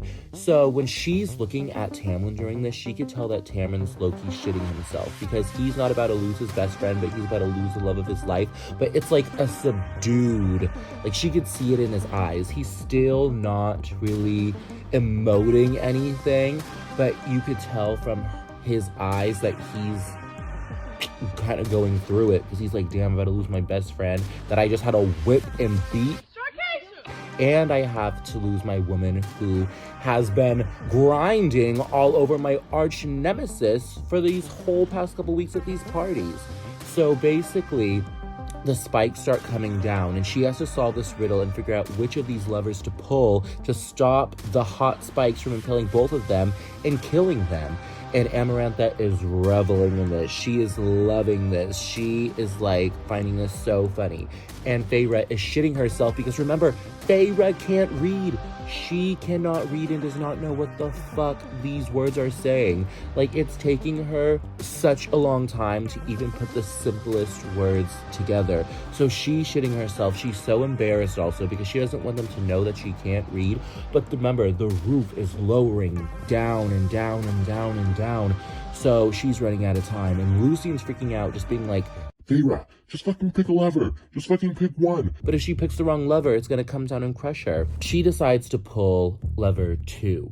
So when she goes to reach for lever 2, the tattoo on her hand, it starts like burning. So then she goes to pull lever 1, and there's like this pain in her arm, and she's like, fuck. No, okay, not that one. So she goes to pull lever 3, and there's no pain. So she's like, okay, 3, but she's not really sure if like the pain in her arm is like a part of some like grand scheme that Rhysand is like doing to kill her, because she doesn't really trust him fully, but she does. But then she tries to pull lever 1 again, and it or like her arm is in pain, so she's like, fuck it, just pull lever 3. So she pulls lever 3, the ceiling stops. They're both saved. And Rhysand again saves her life for a 4th time.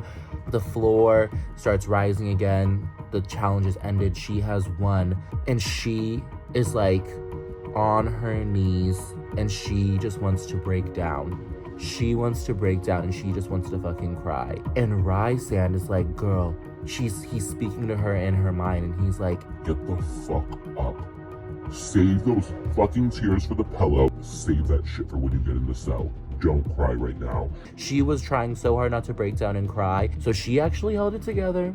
She held it together, and then when they brought her back to her cell, she just started bawling for hours and hours.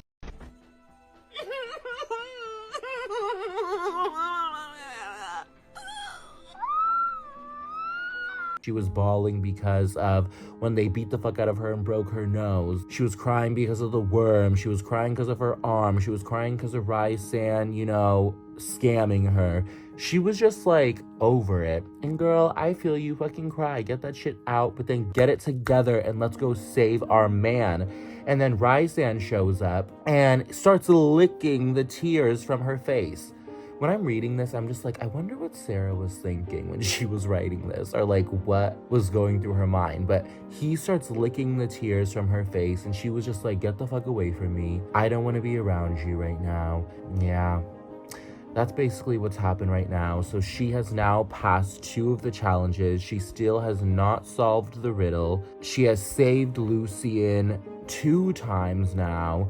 And Rhysand just keeps showing up and saving her ass. But he's such an asshole sometimes. Like, he is such an asshole. He's such a pain in the ass. He's so hot. He's so complicated. That's my update. We're almost there, girls. We're almost there. We're in the home stretch. I only have 6 more chapters and then this is done.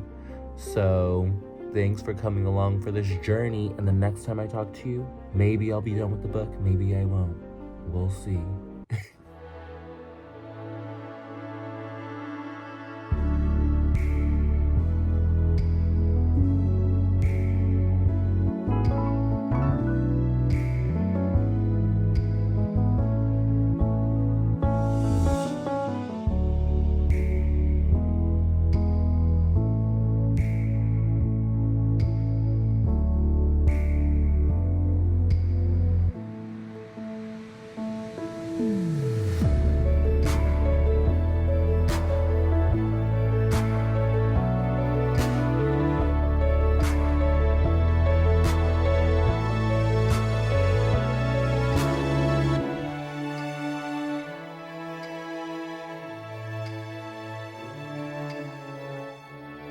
Hi girls, so let's catch up. I had to be kind of quiet because I think my roommate is sleeping. But basically where we left off was after the second challenge. And now I just finished the book. But I thought I'd give you an update before I give you my final thoughts. Feyre is completely devastated by that last challenge, and she's just sort of sulking in her cell. broken, just feeling completely beaten down, and she feels like she has just like given up all hope. And she also just has this feeling that whatever Armantha's last challenge is gonna be is just gonna like completely kill her. She does not think that Armantha will let her walk out from under the mountain alive. So she is just kind of like given up. And I feel like so much has happened. Like in these last, I think I say that every single time I give you an update, but it's so true. She has to keep going to these parties with Rhysand, and she is just dreading it. She does not want to do it, but she's still doing it because she feels like even though she doesn't want to party, that wine makes her black out. So she's like, at least I could drink that wine and just sort of forget everything that has happened and just kind of like numb it all. So those two fairies from the night court, the ones that slipped into her cell to paint her and get her dressed last time, came back to get her. And this is an interesting part of the book because it's never really mentioned again, so I think it'll be brought up in the next books that come up. When they're on their way to get her prepared, they're walking down the hall. You know the Armantha's thug that found her when she first got into the mountain and then brought her to the throne room? He's walking with a visitor, and this visitor, I guess, is a thug from that king, the one that's not a part of like the human realm or the fairy realm, but has like his own like little hell down somewhere else. And they're talking about the deal or some kind of companionship between Armantha and this king, and they're talking about like who's more powerful and who's going to be able to hold up more. After that happens, they just like walk down the hall and disappear, and we don't really hear about that again. So I think that king that was brought up earlier in the book, and then now I think that is going to be brought up later in the books. It's the party, and Feyre is just, she's numb. She's like a walking shell. She is just not feeling anything. She's over it. And while she's at the party, she is standing alone. Everyone's kind of walking around, but no one's really paying attention to her because they only pay attention to her when she's doing a challenge or when they're making fun of her or when Armantha's fucking torturing her. But suddenly, someone walks up to her and she doesn't look because she knows exactly who it is, and it's Tamlin. And Tamlin comes up beside her and just brushes her hand. So she is just like catching her breath. She said that her heart hadn't beat this hard, not even in the 2 prior challenges, when she was getting killed by a fucking worm, and then when her and Lucien literally almost got killed and smushed by those super hot spikes. She said her heart wasn't even as beating as fast as how when Tamlin touched her hand at this party. So she's like, oh shit. Because her and Tamlin, again, have not really spoken directly to each other, not have seen each other, not have touched each other ever since she got sent away when Tamlin sent her back home. So he walks through the crowd and kind of looks back and is like giving her the eyes to follow him. So he sneaks into like a broom closet and she follows him. And now let me just give my 2 cents because I love Tamlin. Tamlin is baby daddy. And Tamlin, before all this shit went down, is so hot. But I'm kind of upset that this is the only time homie stepped up. If I'm gonna be honest, again, love Tamlin, so perf, but he's kind of a pussy.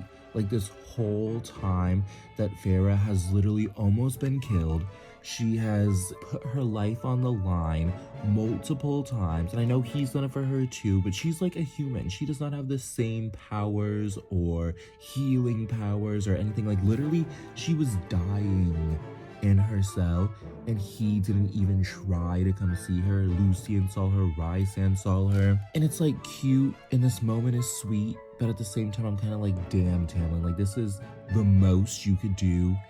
This is like the only effort you're gonna put in this whole time, that she's literally putting her life on the line twice for you, embarrassing herself for you, having bones broken, black eyes, being belittled every single day, and you can't even give her a wink when she's looking at you, or you can't even do anything like that. But whatever, I digress. So They meet in the broom closet and they are just sucking each other's faces off. He's rubbing all over her body. She's literally like taking off that dress and they're about to fuck. Guess who shows up? Fucking Rhysand, because remember, she's Rhysand's party guest every time they go. So he morphs into the shadows and is like, are you guys fucking dumb? And then Tamlin's embarrassed and she's embarrassed. Her titties are out. Rhysand's like, bruh, if Armantha comes in here, she's gonna fuck both of you up. You both are fucking dumb. Tamlin, you need to go.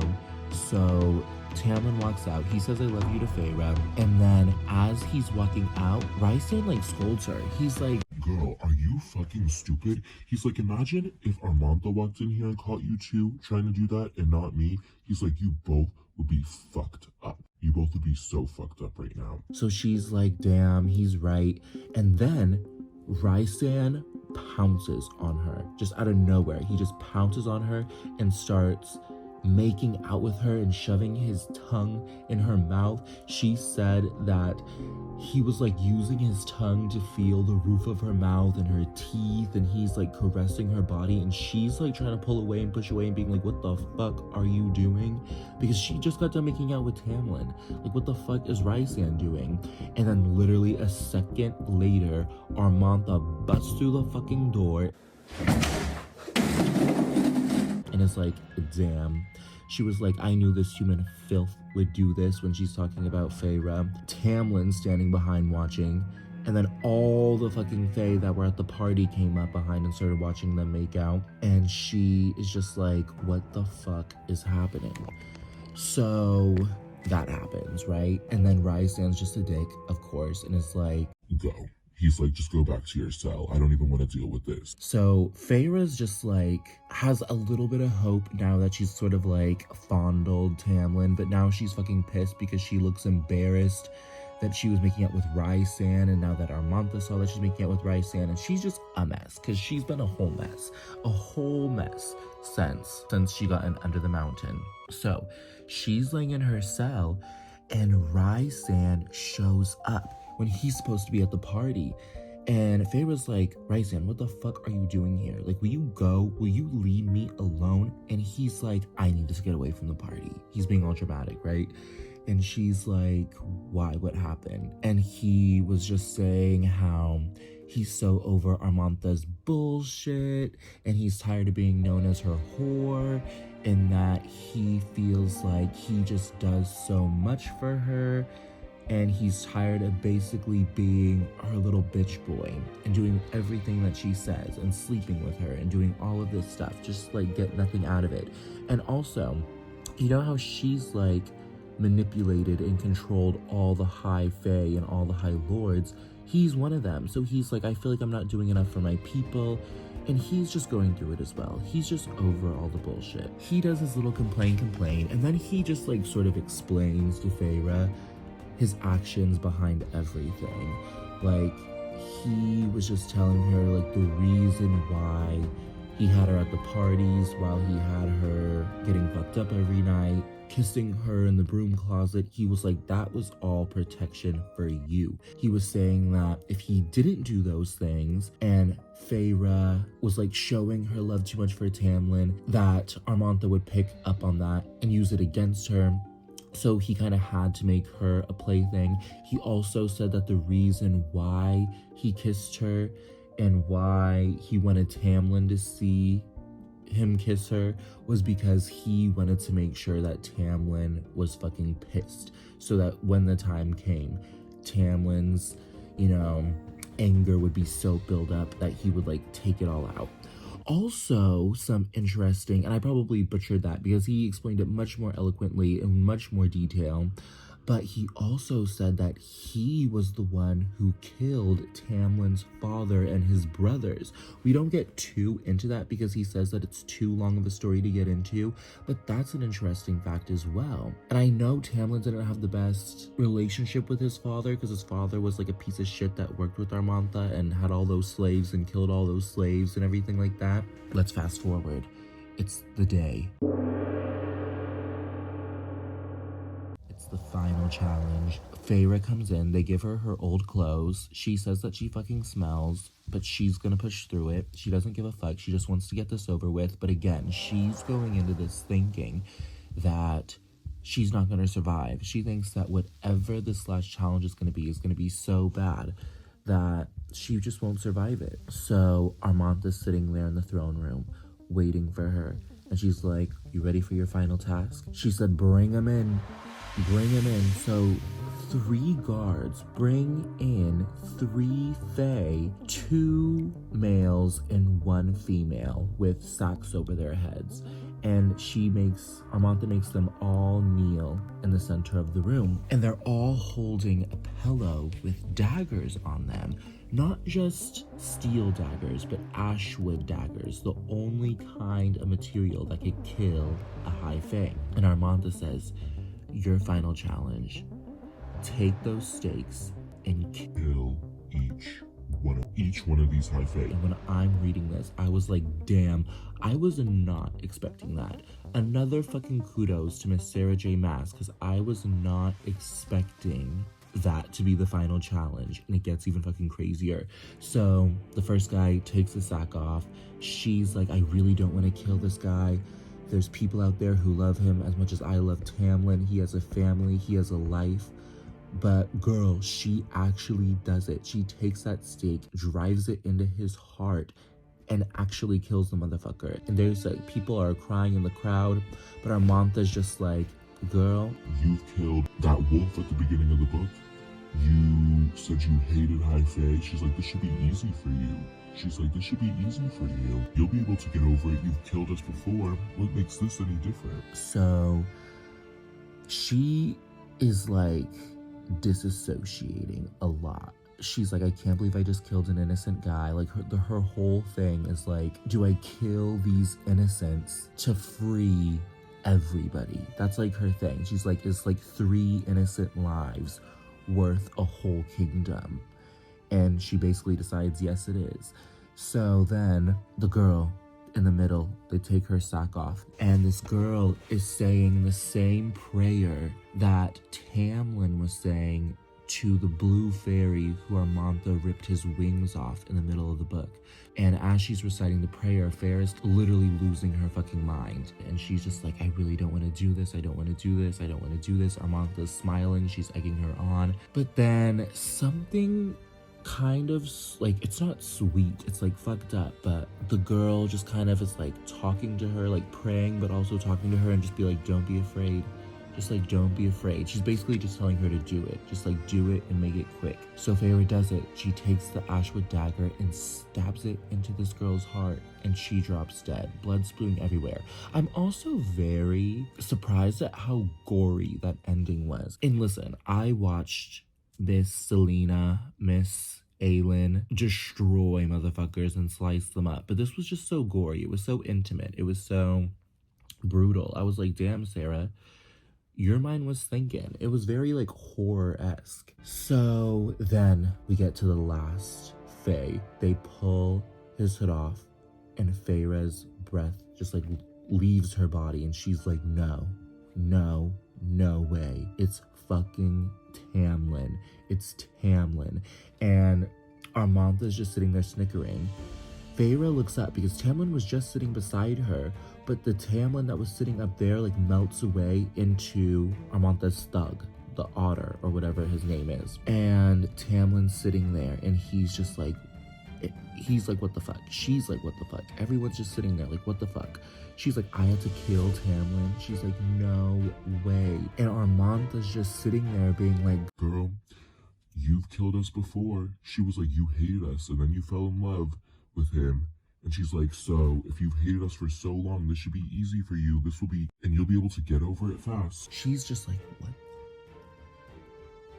She's like, I can't do it. I can't do it.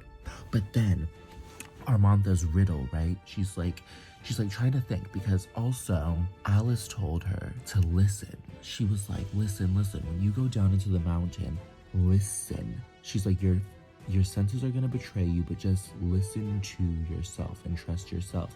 So Feyre starts like filtering back through all of these memories that she had since she has gotten to the fairylands.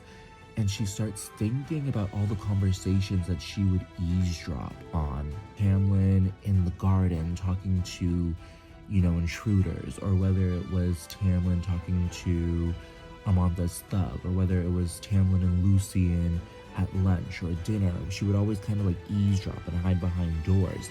And she realized that in a lot of those times, Lucian once said that Tamlin had a heart of stone. Later, in the garden, when Lucian and Tamlin were out there talking to Amanth's thug, he also said that Tamlin had a heart of stone. And at this whole time, she thought that they were being figurative, that it was like a fey figure of speech.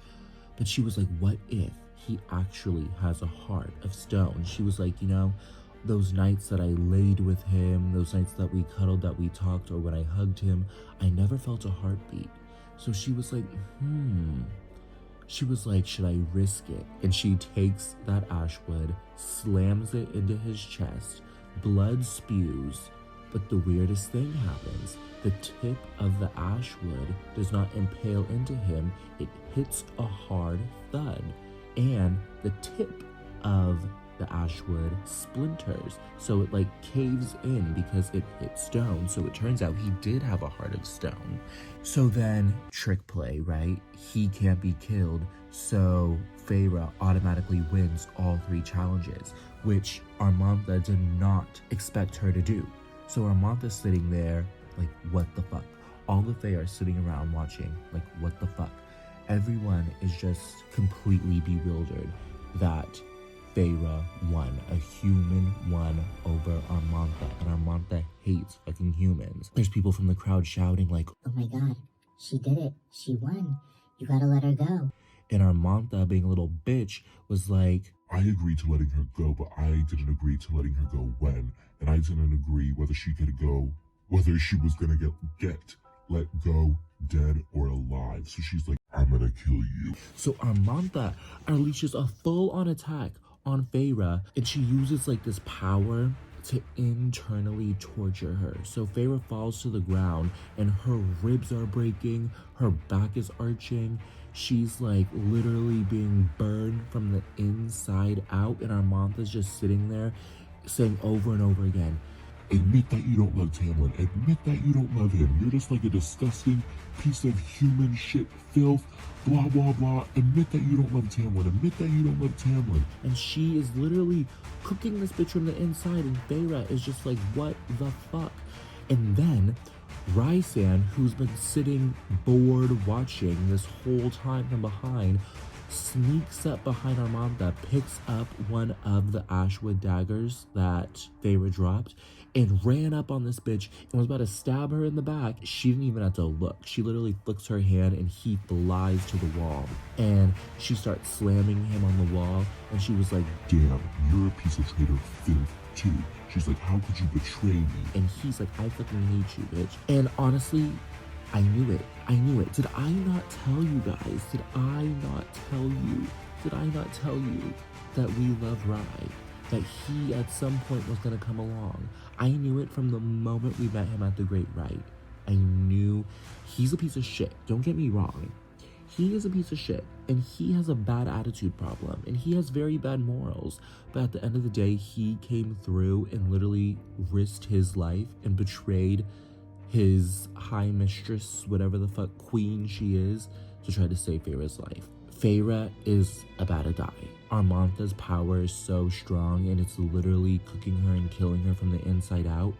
But she figures out the answer to the riddle, and it's fucking love. The answer was love, but the moment she figures it out and the moment she says the answer to the riddle, Amantha snaps her spine and kills this bitch. And then the second to the last chapter of the book ending is this perspective of Feyre glancing at her dead body through Rhysand's eyes. So it seems like whenever he healed her from dying and gave her that tattoo, that they are now connected. And now when she died, her soul somehow went into his body and was viewing the whole situation from him. I don't know if in that moment when she died and went into his body, if he knew that her spirit was in him. I'm sure he probably did, but it wasn't stated in the books. But she's watching this all go down. Every single one of the High Lords, spring, autumn, winter, summer, dawn, day, night, they all come up and drop a tiny bit of light onto her body. Like they say that she has like this bit of light in their hands and they drop it into her body. And then everyone just comes up and does that. Rhysand is the last one to do it, and he said this is like an eye for an eye situation. He drops it in, things go black. She wakes up, and this bitch is a High Fae. She's not immortal anymore. She's not a human. She says that her senses are so heightened. She feels stronger. Her fingers feel longer. She can sense everything better, see everything better, smell everything better. They turned her into a High Fae. Tamlin said that that was the only way that they could, save her. And also, as this all went on, their mask fell off. So she could finally see them all for who they really are. When she was in that ghost form, viewing the situation from Rhysand's perspective, she could see that the curse, she got the riddle right, so the curse was lifted, and all those masks that were stuck onto their faces finally fell off. And she looks at Tamlin, and he's fucking sexy, of course. It was sweet. But she still has to live with the fact that she killed those two Fae out of cold blood. And she's kind of fucked up about that still. So she's like, am I going to be able to be immortal and live forever knowing that I sacrificed 2 innocent lives just for my own and for my man? And then basically, that's how the book ends. Oh, and then I forgot to mention, Tamlin fucked Armantha up. Holy shit. The moment that she killed her and snapped her spine, Tamlin turned into a beast, ripped Armantha's throat out, and shoved a sword through her head and impaled it into the stone because he was so pissed. He fucked her up. Finally, after how many months? It was 3 months that they were trapped under that mountain. He finally steps up and fucking does something. I'm telling you, girl, you could have done this so much longer. You could have came up with such a better plan, but whatever. Like, I kind of have more respect for Rhysand and that whole situation under the mountain than I did for Tamlin, because Tamlin was just sitting there being a little bitch, and Rhysand was actually scheming and thinking and trying to help. But yeah, he fucked her up, he killed her, and when she died, her thugs all disappeared. A lot of the High Fae that were a part and on her side disappeared, and Lucien's brothers disappeared, and basically everyone on the bad side disappeared. And everyone else was either at a complete loss because someone that they loved died, they were either super happy because now their curse was lifted, or they were angry that she was turned into a fae. It was just like a weird situation. Everyone's feeling everything. Everyone's happy, and then everyone's sad, and then everyone's like, what the fuck? It's just a whole thing. So her and Tamlin go to bed, they fuck, she wakes up in the middle of the night because she feels someone pulling her, calling her, and she's like, I know who it is.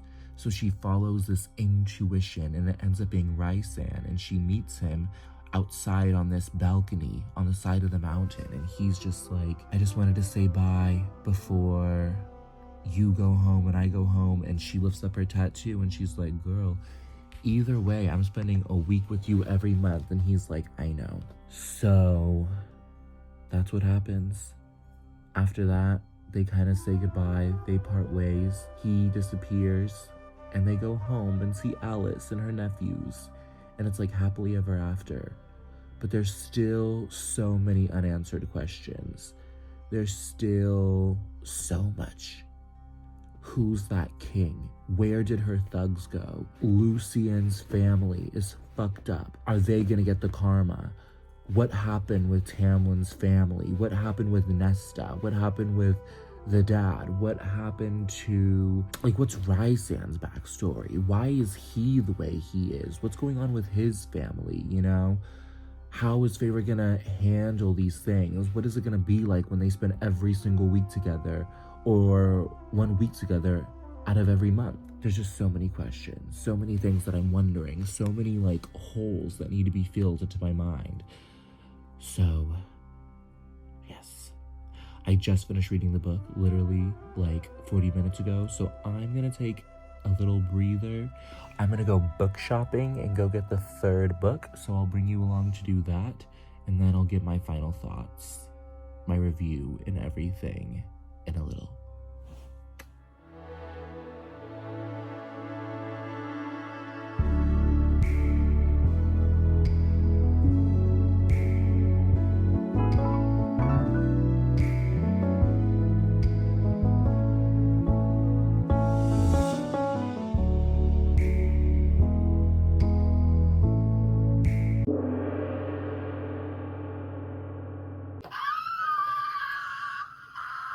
We did it. We made it to the end of the book, and I have all my notes about what the fuck I want to talk about when it comes to ACOTAR, because I am thoroughly, genuinely, absolutely very impressed by this book. I went into reading ACOTAR with very low hopes.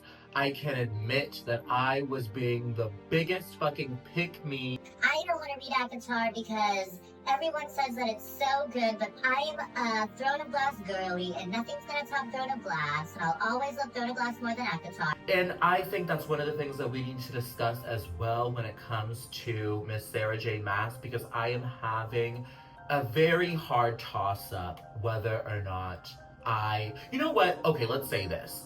I genuinely enjoyed the first ACOTAR book more than I enjoyed Assassin's Blade and Throne of Glass. But as a series, I love Throne of Glass way more, but also I have not read the rest of ACOTAR, so I feel like it's hard to compare and contrast this early on. I need to read the rest of them. I need to get a full feel of everyone. I need to get a full feel of all of the characters. That is a perfect transition to talk about the characters. So we'll start off from least important to what the fuck is this person doing here? So, Elaine. I don't have any thoughts on Elaine. Elaine was just there. In the beginning, she was a bitch for letting Nesta treat her like a bitch, but she was also kind of sweet, but she just like was there. I don't really have any thoughts on Elaine right now. Like, I really liked her when we saw her again later in the book, when Feyre had to go back home. I liked that little pickup for her. It was nice to see her planting and gardening and being happy and doing all of the things. Nesta's dad.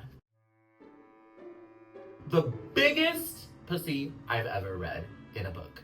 I know, okay? His legs are broken. He lost his business. He, is just down in the dirt.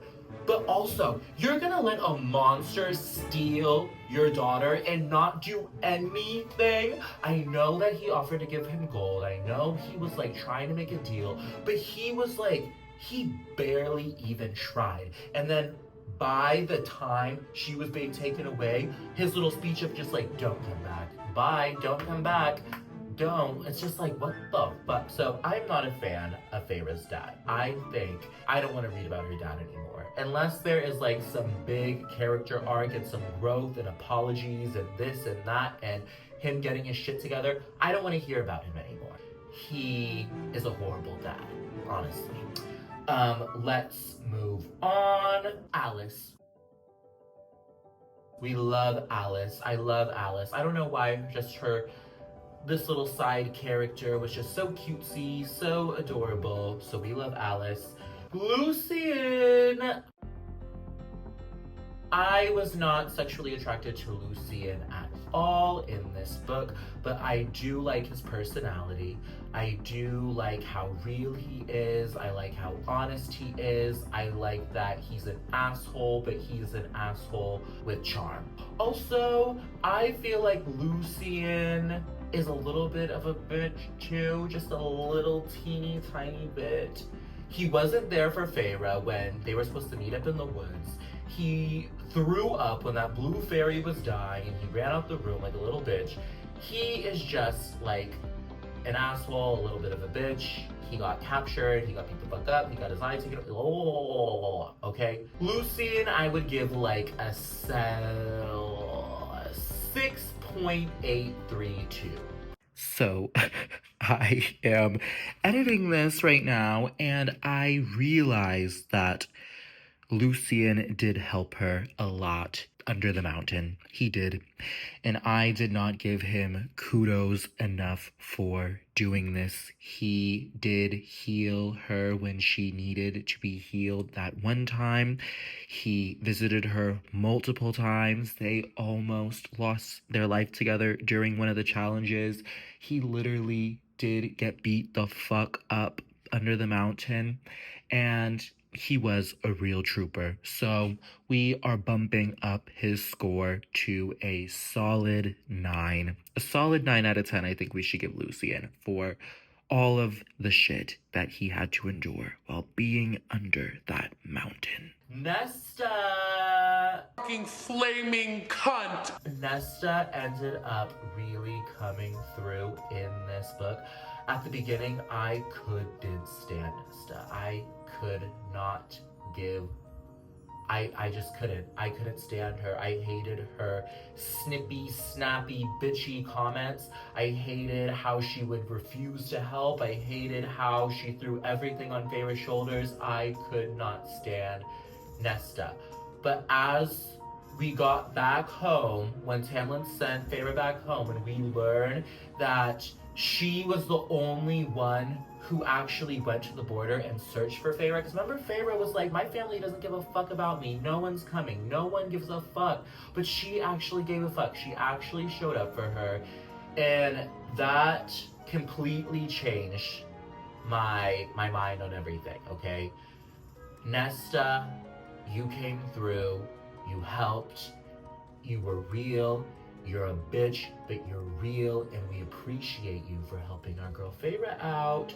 So, oh, also, something very, very, very important about Nesta is the magic did not work on her. So when Tamlin put that spell on her dad and her sister that Feyre was like with an ant, it didn't work on Nesta. So I feel like this is going to play a very important part in the book. Also, like in later books, because how is she just immune to it? How is this going to change the way that the story goes? And plus, we never got like a full circle moment with the family. Feyre was just like, oh shit, I have to save my man, and she bounced. So we need to come back to Miss Nesta and figure out why she's immune to magic, how that's going to play into all of this. And yes, and now we get to our main characters. Who do I want to start with? Let's start with Rhysand.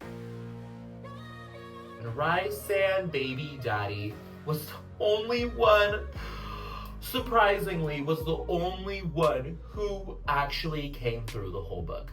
I can't even say how many times he came through for Feyre and how many times he saved her ass at the end of that book. Ooh, and I'm about to, ooh, if I see Tamlin, whoa. If I see Tamlin, it's on sight because, okay. Rhysand, so sexy, so hot, kind of sadistic, kind of dark. He fucked over a lot of people. He did a lot of bad shit, but in the end, all we really care about is Feyre, right? He came through for Feyre multiple times, saved her life multiple times, and where was Tamlin? Where was Tamlin? Tamlin's nowhere to be found. He helped her with the chores, he helped her heal her body, he helped her stay alive at the parties, he helped her at the Great Rite from getting, you know, taken by those guys. He just showed up again and again and again and again. So Rhysand, mwah, love him. I'm very interested to see how in the next book it's going to be when Feyre has to spend a week with him every month. I'm very excited to see how that all plays out, because that is going to be very interesting now that Feyre is back with Mr. Baby Daddy Tamlin. So you know what, let's just get into Tamlin. In the beginning of the book, I was obsessed with Tamlin. I was obsessed with him. I am not kidding you when I tell you that I have never, ever, ever, ever, ever been sexually attracted to a book character in my life. There have been scenes that have been okay, but as a character, as a person, as the way they are described, no. And Tamlin was the first one ever, I kid you not ever, that I was just so about. And in the beginning, he had me with the paintings, and he had me with him protecting her, and he had me with his sexy body and his sexy face, and the pond of starlight, and him just like taking care of her, protecting her, doing all of these things, feeding her, clothing her, taking care of her family, making sure they were okay, and all of those things are very real, and yes, we appreciate him for that. But at the end of the book, when I tell you I was so turned off and I was so livid by his lack of effort to do anything but sit there and stare at her, I wanted to jump through the book and strangle him, and I wanted to go fucking crazy because Tamlin, Feyre is a human. She has no power. She has, and everybody knows, he is sitting there watching her get jumped. He's watching her almost die. He's watching her literally killed by these spikes, these flaming spikes. He's watching her get beat up. He's watching her get drugged and drunk by Lucy or by Rhysand. And he does nothing. He doesn't do anything until that one party, remember, where he pulled her into the closet and they were about to kiss, and that's the only time you're telling me that he's gonna do something. If he would have pulled me to the side and tried kissing me at that party, would have been BAM! Because holy crap. What the fuck, Tamlin? Holy shit, I've never done such a 180 on a character, and shout out to Miss Sarah J Maas for doing that, because holy crap. Tamlin, it's over between us. If you're seeing this video, this is my official breakup statement to you that I don't find you attractive anymore. I don't find you manly anymore. I think you should have stepped up to Armantha multiple times. How was Lucian's mom? How was Lucian's mom the one of the ones that went into the cell and not Tamlin? Tell me. It doesn't make sense. It does not make sense to me. Okay.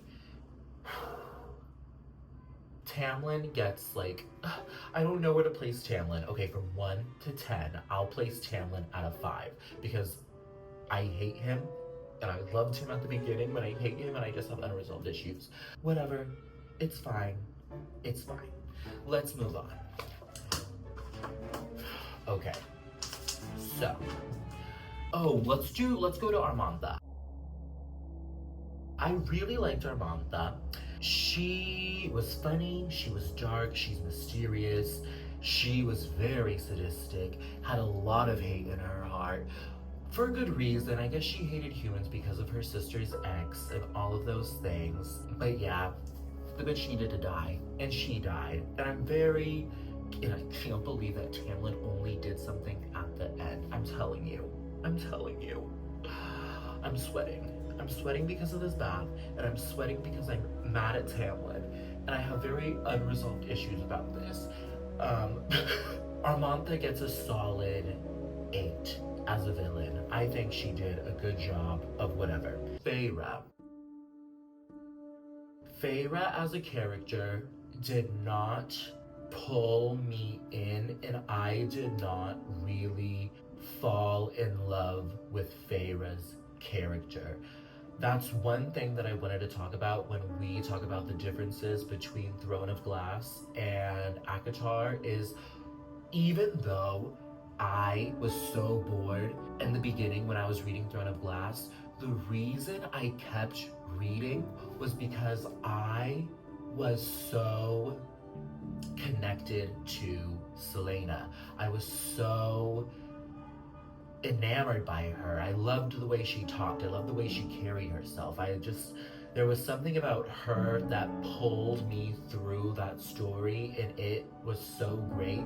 I feel like with ACOTAR, and this is why I am having a hard time comparing them, is ACOTAR, I loved ACOTAR for the story, for the plot, but I did not like it for Feyre. Like, Feyre could have been anyone, and it would have been anything. I liked the story behind it. I liked the challenges. I liked Under the Mountain. I liked the Great Rite. I liked, you know, all of these subplots and things that were pulling it together. But the main character, I just don't really have that much of a connection to Feyre. Like, if you told me that Feyre, like, died in the next book, I would be like, okay, next main character, let's go. But maybe that'll change over time. I don't really know. But yeah, as of right now, I'm just not that connected to Miss Feyre. Also, I just have to say, she was a real one. She got put through a lot of shit in her life. She was the only one that pulled through with her family. Then she had to go under the mountain. She had to take all those beatings. She had to die multiple times. She had to murder multiple people. And she got turned into the Fae. Oh my god, I can't. That scene at the end where she actually died and she was viewing her body from Rhysand's eyes and his perspective was so interesting. And that was very good writing on Miss Sarah J Maas's part, because I've never read anything like that before. Like, that was so good. Like, I'm telling you, if we're gonna talk about the writing of the book and the book in general as a whole now, Sarah did so good. She did so good. There was so many times that I would stop reading this book and I would just sit there being like, that was so beautifully written. This was so beautifully done. And it was just a piece of art. And I think ACOTAR is one of my favorite books just based off of the writing in general. So good. Sarah, you did that. Oh my god, I swallowed some bubbles. Okay. So, we're at the end of the book. It's like happily ever after or whatever, right? They win. They win. That's it.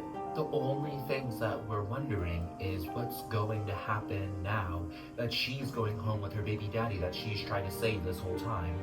When now she has a contract with another baby daddy where she's gonna have to spend a week out of every month with him. Sorry, I'm like really struggling after I swallowed these bubbles. What do I rate this book?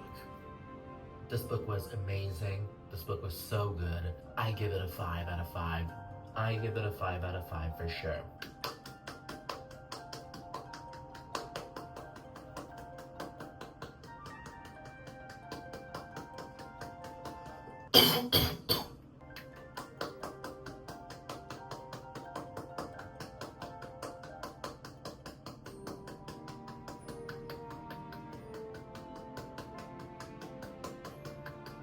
Shout out to Miss Sarah J Maas. You did that. And all you girlies on book 2 and all you girlies on book top, shout out for you for hyping up this series because it is so good and I am very, very, very, very excited to read the next one.